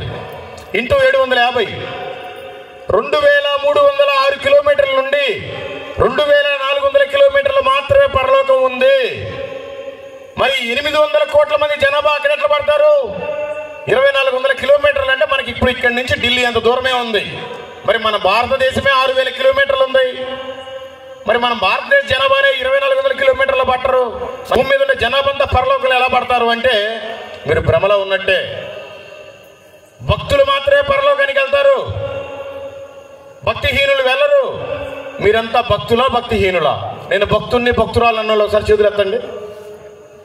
మీరంతా భక్తిహీనతలోనే ఉన్నారు. ఇది సత్యం. మీకోసం ఒక మంచి అద్భుతమైన మాట రాసి పెట్టాడు దేవుడు. సామెతల గ్రంథం 16వ అధ్యాయము 4వ వచనం చివరిగా అందరూ చూడండి, ముగిచ్చేస్తున్నాను. నిమిత్తం కలుగు చేశాను. చూడండి అందరూ ఒకసారి. ఈ టేబుల్ ఉంది బైబిల్ పెట్టుకోవడానికి, మైక్ ఉంది మాట్లాడటానికి, వాచ్ ఉంది చూసుకోవడానికి, మనకి భూమి కలుగు చేశాడు మానవుడు నిలబడటానికి, గాలి తయారు చేశాడు ఆక్సిజన్ పీల్చుకోవడానికి, ఆకాశం ఉంది వర్షం కురవటానికి, సముద్రం ఉంది ఉప్పు తయారవటానికి. ఇలా ప్రతి వస్తువు దాని పని నిమిత్తం కలుగు చేశాడు. కానీ ఇప్పుడు మీరు భక్తిలో భక్తిహీనులు అంటే ఒక్కరు చేయట్లేదు కదా. మీరంతా భక్తిహీనులే. మరి భక్తిహీనులను ఎందుకు తయారు చేశాడు ఆయన? నాశన దినంలో కాల్చడానికి తయారు చేశాడట మిమ్మల్ని కదా భక్తిహీనులు. మరి మీరు భక్తులైతే 2400 కిలోమీటర్లు ఉంటారు. మీరు భక్తిహీనులైతే నాశన దినము అనగా నరకము, దాంట్లో కాల్చడానికి కూడా దేవుడే నిన్ను తయారు చేశాడంట. ఇలాంటి భ్రష్టు పట్టిన బ్రతుకులో ఇంకా బ్రతుకుతారా? దేవుడికి మాదిరికరంగా బ్రతుకుతారా? ఈ జీవితం ఇక చాలు, నాకొద్దు, నేను వీలైనంత తొందరగా బాప్తిజం తీసుకుంటాను అన్నోళ్ళు ఒకసారి చేతులు ఎత్తండి. బాప్తిజం తీసుకోవడానికి ఇప్పటికి కూడా ఇష్టం లేదు. ఒక తల్లిగారు ఎత్తారు, దేవునికి స్తోత్రం. బాప్తిజం తీసుకున్న వాళ్ళంతా, ఒక తమ్ముడు కూడా ఎత్తాడు, దేవునికి స్తోత్రం. బాప్తిజం తీసుకున్న వాళ్ళంతా ఇప్పటి వరకు నా కోసం నా కుటుంబం కోసం నేను సంపాదించుకున్నాను, నా కోసం ప్రభు వచ్చి ప్రాణం పెట్టాడు, నేను ఇప్పటి నుంచి కనీసం ఒక్కరికైనా సువార్తను ప్రకటిస్తాను, 3 పూట్ల భోజనం ఇస్తున్నాడే ప్రభు. ఎందరికో లేని భాగ్యం అది. ఒక్కోటి తినడానికి లేదండి, అడుక్కు తింటున్నారు. 3 పూట్ల దేవుడు మనకు పోషిస్తున్నాడు కదా, ఒక్క పూట నేను సువార్త చేయొచ్చుగా. రేపటి నుంచి కనీసం ఒక్కరికైనా సువార్త నేను ప్రకటిస్తాను అన్నోళ్ళు ఒకసారి చేతులు ఎత్తండి. 2 ఎత్తారు, దేవునికి స్తోత్రం. మరి మిగతా వాళ్ళ పరిస్థితి తెలుసుకోండి. ఎంత చెప్పినా కూడా మీరు మారకపోతే మీరంతా వాత వేయబడ్డ మనస్సాక్షులు. మీరు అవసరం లేదు దేవుడికి. ఏ రోజు నిన్ను మొత్తుతాడో తెలియదు. నన్ను మొత్తాడు, నేను మారాను. దయచేసి మీకు దండం పెట్టి చెప్తున్నా, మిమ్మల్ని మొత్తక ముందే మీరు మారండి. ఈ లోకం శాశ్వతం కాదు. ఏ రోజు నీది చివరి రోజు తెలియదు. ఈ రోజు చనిపోతే నీ భర్త అనే వ్యక్తి నీకు అసలు భర్తే కాదు. ఈ రోజు నువ్వు చనిపోతే నీ పిల్లలు అసలు నీకు పిల్లలే కారు. నువ్వు ఈ రోజు చనిపోతే ప్రభు మాత్రమే నీకు ప్రభువు. మరి ఆ ప్రభు కోసం, ఆ ప్రభు నీ కోసం వచ్చి ప్రాణం పెట్టాడు కదా, మరి నువ్వు ఆ ప్రభు కోసం ఏం చేయవా? చేయకపోతే మీ ఇష్టం. దేవుడు మిమ్మల్ని, మీ కుటుంబాన్ని, మీ సంఘాన్ని, మీ ఊరిని దీవించి ఆశీర్వదించునుగాక. ఆమెను మాత్రం చెప్తాడు. అందరు లేచి నిలబడి ఒక తీర్మానం తీసుకుందాం. అందరు లేచి నిలబడి ఒక తీర్మానం, ఒక 2 నిమిషాల్లో ముగించబోతున్నాం. నా ప్రియమైన దేవుని ప్రజలారా, ఈ రాత్రి అద్భుతమైన రాత్రి.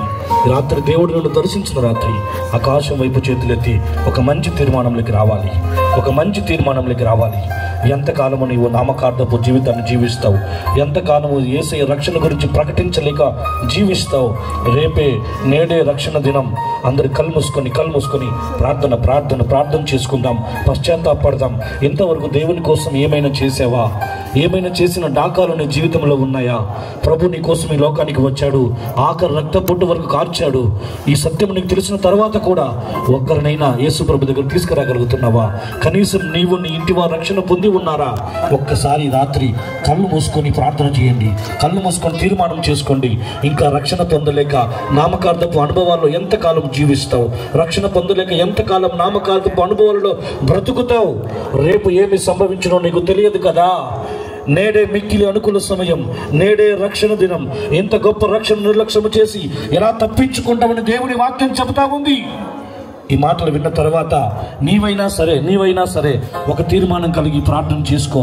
యేసయ్యా, నేను బాప్తిసం పొందుతానని, యేసయ్యా నేను నమ్మకంగా జీవిస్తానని, యేసయ్యా నేను రక్షణ పొందుతానని, యేసయ్యా నీ కొరకు అనేకులకు నేను సాక్షులుగా నిలబడతానని, యేసయ్యా నీ కొరకు నేను ప్రకాశిస్తానని ఈ రాత్రి ఒక తీర్మానం చేయి.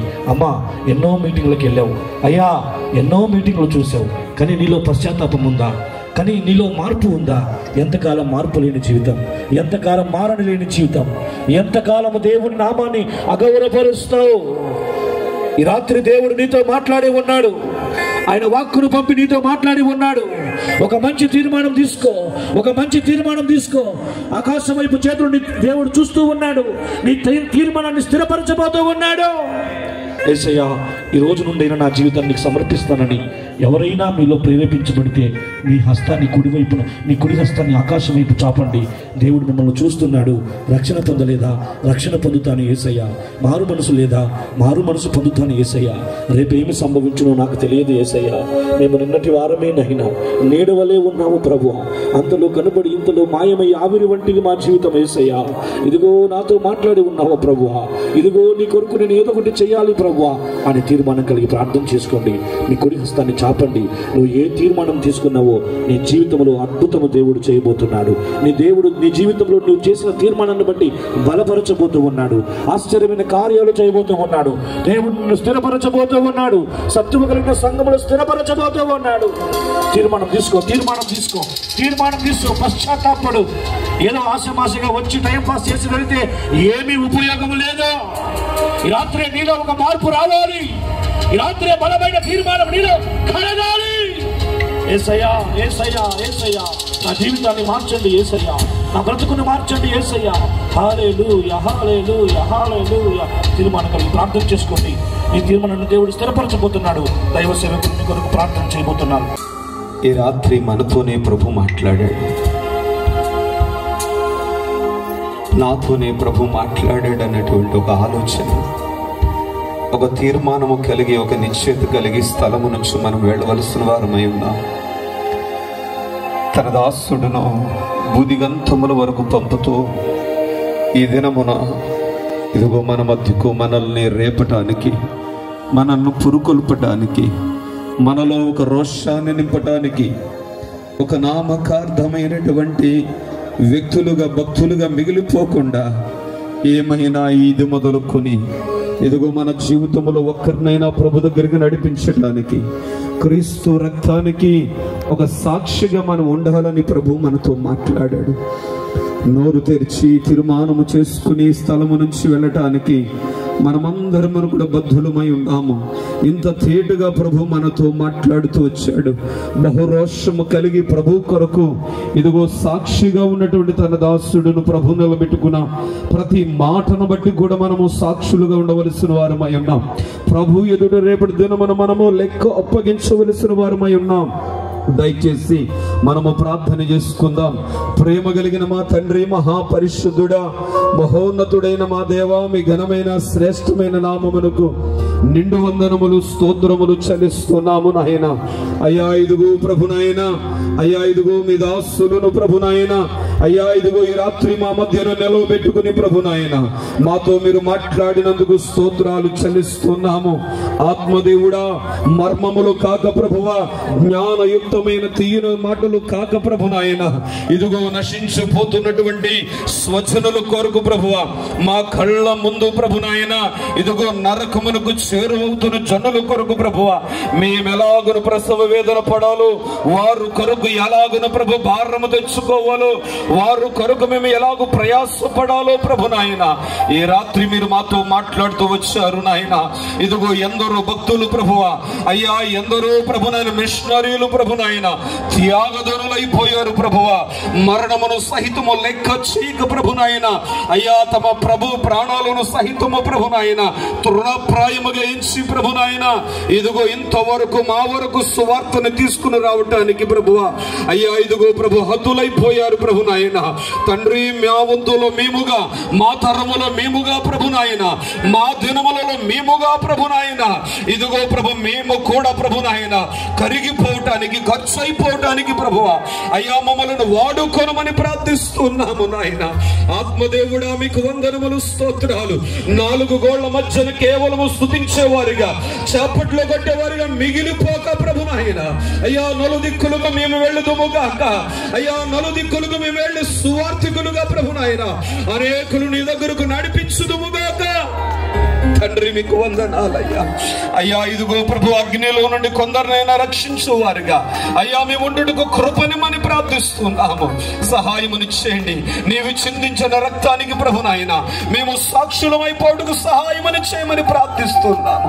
తండ్రి, మా మనస్సులో ప్రభుగా ఈ రాత్రి సువార్త పట్ల ప్రభువా, నశించిపోతున్న వారి పట్ల, స్వజనుల పట్ల, అయ్యా ఇరుగు పొరుగు వారి పట్ల ఒక బీజము మాలో నాటబడుటట్లు కృపనిమ్మని ప్రార్థిస్తున్నాము నాయన. తండ్రి, మీకు వందనాలు. నిస్వార్థంగా నీ దాసుడు మా మధ్యకు వచ్చి ప్రభు నాయన అయ్యా తమ హృదయములో ఉంచిన మాటను మాకు పంచి ఇవ్వగా, ఏవో ప్రభువా వినువారు మట్టుగా మేము మిగిలిపోవటము కాదయ్యా, విన్నదాని ప్రకారంగా మేము ప్రవర్తించున్నట్లు అయ్యా కృపనిమ్మని ప్రార్థిస్తున్నాము. తండ్రి, మీకు వందనాలు. ఆత్మదేవుడా, మీకు వందనాలయ్యా. అయ్యా మేము, మా పిల్లలు, మా కుటుంబము అయ్యా మా లాభము, మా లాభాపేక్షలు కాదు ప్రభు, కాదయ్యా. ఇదిగో ప్రభు నాయన అయ్యా పరలోకమునకు మేము సాక్షులుగా ఉండుటకు, సిలువకు మేము సాక్షులుగా ఉండుటకు ప్రభువా అయ్యా కృపనిమ్మని ప్రార్థిస్తున్నాము నాయన. తండ్రి, మీకు వందనములు, స్తోత్రాలు నాయన. కృపనివ్వండి, సహాయమును చేయండి. ఈ రాత్రి ప్రభువా ఇదిగో ఈ 2 దినములకు ప్రయాసకు ప్రభు నాయన ఒక తీర్మానము ప్రభువా అయ్యా ఈ రాత్రి తీసుకుంటున్న బిడల బట్టి మీకు స్తోత్రాలు నాయన. వారిని స్థిరపరచండి అయ్యా, ఇదిగో వారిని ఆత్మలో ప్రతిష్ఠించండి నాయన. కొందరు సువార్తకులు ఈ స్థలము నుంచి లేపబడును గాక అయ్యా, ఈ స్థలము నుంచి ప్రభువా పరిచారకులు లేపబడును గాక, ఆత్మల భారము కలిగిన వారు లేపబడును గాక. అయ్యా మీకు వందనాలు, స్తోత్రాలు. ఎవరైతే ప్రభు నాయన ఈ మాటల ఎంతో లక్ష్యం ఉంచి ప్రభు నాయన అయ్యా ఇదిగో ప్రభు తీర్మానం చేసుకున్నారు ప్రభువా, ఇదిగో వారు బ్రతుకు కాలములో ప్రభు నాయన ఇదిగో మా మధ్యకు వచ్చినటువంటి ప్రభువా నీ దాసుడు నిలబడి మల్లికార్జున గారు వలే ప్రభు నాయన అయ్యా కొందరు ఈ స్థలములో నుంచి లేపబడుతున్నందుకు స్తోత్రాలు, సిద్ధపరచబడుతున్నందుకు స్తోత్రాలు నాయన. మీకే మహిమ అయ్యా, మీకే స్తోత్రాలు ప్రభువా. ఆత్మదేవుడా, మీకే 2 వందనాలు, స్తోత్రాలు అయ్యా. మీకే కృతజ్ఞతలు చెల్లిస్తున్నాం. స్వస్థతలు కాదు, అద్భుతాలు కాదు, ఆశ్చర్యకారాలు కాదు ప్రభు, అవసరతులు అక్కర్లు కాదు నాయన. మా తోటి వారు అయ్యా నశించిపోతున్నటువంటి వారు కొరకు ప్రభు అగ్ని నుండి ప్రభు నాయన అయ్యా తప్పించుడుకు, రక్షించుడుకు ప్రభు నాయన ఈ రాత్రి మమ్మల్ని పురుకొల్పినందుకు వందనాలు అయ్యా. మీకే కృతజ్ఞతలు చెల్లిస్తున్నాం అయ్యా. ఇదిగో ఆత్మలో రేపబడి ఇదిగో మాలో ప్రభు ఒక పరిశుద్ధాత్ముడు మమ్మల్ని ఒక తీర్మానములోనికి నడిపించడానికి అయ్యా మీ సిద్ధపడుచు ఉండగా మేము లోపడిపోయి ప్రభు అప్పగించుకుని ప్రభు నాయన ఇది మొదలుకొని సేవకులతో కలిసి ప్రభు సంఘముతో కలిసి ప్రభు నాయన పని చేయుటకు తీర్మానము కలిగిన వారిని బట్టి స్తుతిస్తున్నాం.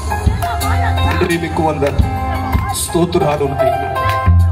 నశించిన దానిని వెతక రక్షించుటకు వచ్చిన మనిషి కుమారుడు మేము కూడా అలాగును ప్రభు నాయన అయ్యా నశించుతున్న వారికి మేము సాక్షులుగా మాదిరిగా ఉండుటకు మా కొరకై సిద్ధపరుస్తున్నటువంటి అయ్యా ఆ మహిమగల పట్టణములో ప్రభునాయన మేము కూడా మధ్యాకాశములమే ప్రభువా, ఇదిగో పెండ్లి విందులో ప్రభునాయన అయ్యా గొర్రె పిల్ల వివాహ మహోత్సవములో ప్రభునాయన మేము కూడా పాలువారమవ్వాలని ఆశ ఆలోచన మాకు అనుగ్రహించినందుకు స్తోత్రాలు.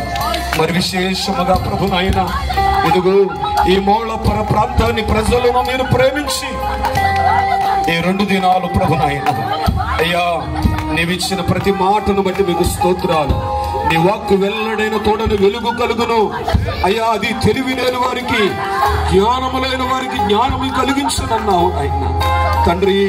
ఈ 2 దినాలు ప్రభు నీ మాటల చేత ప్రభు అనేకల జీవితాలలో వెలుగును నింపునందుకు వందనాలు అయ్యా. అనేక మీ జీవితాలలో ప్రభువా బలమైన కార్యాలు, ఊహకందని కార్యాలు మీరు ప్రారంభించినందుకు స్తోత్రాలు చెల్లిస్తున్నాము.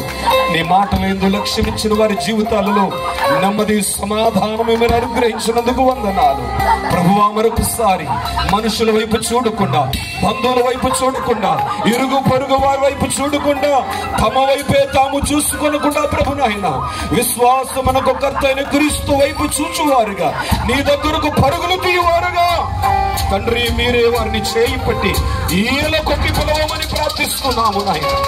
ఆ కృపగల కార్యాలు, ఆత్మ సంబంధమైన కార్యాలు ప్రభువా మీరు ప్రారంభిస్తున్నందుకు స్తోత్రాలు నాయన. ఆత్మదేవుడా మీకు వందనాలు. ఈ గ్రామమును దీవించండి, ఈ గ్రామములో ప్రతి వారిని ఆశీర్వదించండి. వారి పనులను, చేతి పనులను, వేటను, వలకట్లను సమస్తమును ప్రభువా మీరే ప్రభు ఆశీర్వదించి ఫలింపచేయండి అయ్యా. మరొకసారి ప్రభునాయన ఇదిగో ప్రభు మా మధ్యకు వచ్చి అయ్యా ఇంతగా ప్రభునాయన మా ఆత్మలకు పరిచర్య చేస్తున్నటువంటి దాసుడిని బట్టి స్తోత్రాలు. మరింత ఆరోగ్యమును దయచేయండి అయ్యా, మరింత కాపుదలను దయచేయండి అయ్యా. ఇదిగో మరింతగా ప్రభు అనేకమైన ప్రాంతానికి వెళుతుండగా ప్రభు అయ్యా అనేకులకు సాక్షులుగా ప్రభు బ్రతుకు కాలమందు వాడబడుటకు కావలసినంత అభిషేకమును దయచేయండి, బలపరచండి. కుటుంబమును, బిడ్డలను ప్రభు మీ పాదములకు అప్పగించుకుంటున్నాము. సహాయముని చేయండి. నిలవబడిన ప్రతి చోటను క్రీస్తు అయ్యా ప్రభు అని ప్రకటించి అయ్యా అనేకులను ప్రభుని తోటి త్రిప్పే సాధనముగా, పనిముట్టుగా మరింతగా గడవరు దినాలలో వాడుకునమని ప్రార్థిస్తూ ఉన్నాము అయ్యా. అలాగనే ప్రభునాయన ఈ సర్వశక్తుని ప్రభువ మహిమగల పరిచర్యలను బట్టి మీకు స్తోత్రాలు, కాపురులను బట్టి స్తోత్రాలు, సహకారులను బట్టి మీకు స్తోత్రాలు, సంఘ బిడ్డలను బట్టి మీకు స్తోత్రాలు ప్రభువ అయ్యా. ఇదిగో ప్రభువ వారి కష్టార్జితము, వారి సమయము, వారి ఫలము అయ్యా ఇదిగో ప్రభు నీ పనులు ఖర్చు పెట్టారు నాయన. వారికి రావలసిన దీవెన ఆశీర్వాదములు దయచేయండి అయ్యా. ఇదిగో నువ్వు నమ్మదగిన వాడు, మనుషులు మరిచినను ప్రభువ నువ్వు మరిచేవాడు కాదు నాయన. వారిని మరింతగా ప్రభు బలపరిచి ప్రతి ఈవును ప్రభువ నీ మహదైశ్వర్యములు అనుగ్రహించమని ప్రార్థిస్తూ ఉన్నాము. మరింత నమ్మకంగా ప్రభువ నీ పనులు సహకారులుగా ప్రభు నిలవబెట్టి వాడుకునండి. గొప్ప కొరకు, పేరు కొరకు, గుర్తింపు కొరకు ఎన్నడూ ఆశించకుండా మరుగై నీ పనులో ప్రభువ అయ్యా నిలిచుటకు కృపనివ్వండి ప్రార్థిస్తున్నాము నాయన. కూడి వచ్చిన సేవకులను దీవించండి, పరిచర్యలు దీవించండి, సహాయముని చేయండి. విశేషముగా ప్రభు నాయన ఇదిగో వంటల పరిచర్య చేస్తున్న బిడ్డలను బట్టి మీకు స్తోత్రాలు, సంగీత పరిచర్య చేస్తున్న దాసులను బట్టి మీకు స్తోత్రాలు. ఆయా ప్రభు నాయన పనులు పాలువారైన ప్రతి వారిని బట్టి మీకు స్తోత్రాలు చెల్లించుకొనుచు మహిమయు, ఘనతయు, ప్రభావములు మీకే ఆరోపించుకుంటూ ఈ రాత్రి ఇదిగో విన్న వాక్యమును బట్టి తీర్మానము చేసుకుని ప్రభువా స్వార్థికులుగా ప్రభువా పరిచారకులుగా ఈ స్థలము నుంచి లేపబడి పంపబడుతున్నందుకు వారిని బట్టి కూడా మీకే స్తుతి, ఘనత, ప్రభావాలు ఆరోపించుకుంటూ యేసు పరిశుద్ధ ఉన్నత నామమున ప్రార్థించి స్తుతించి ఈ మనవులన్నీ అడిగి పొందుయున్నామా పరమ తండ్రి, ఆమేన్. క్షయమైన ఈ మంటి దేహం మన్నులో చేరేలోపు ఒక్కరికైనా నీ వాక్యం నీ దాసునితో చేర్చనిమ్ము. దర్శించుము దేవా, కరుణించుము ఈ దీన దాసుని దర్శించుము. దర్శించుము దేవా, కరుణించుము ఈ దీన దాసుని దర్శించుము.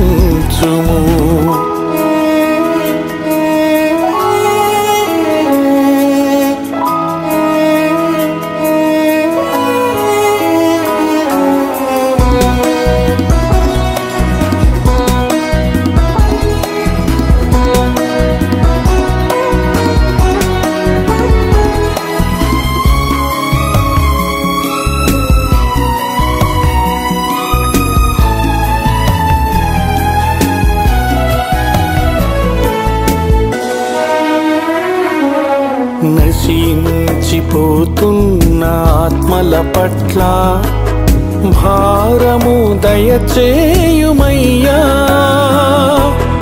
వారికి ప్రకటించే బాధ్యత నాకు ఇంపుగా దయచేయుమయ్యా. నశించిపోతున్న ఆత్మల పట్ల భారము దయచేయుమయ్యా. వారికి ప్రకటించే బాధ్యత నాకు ఇంపుగా దయచేయుమయ్యా.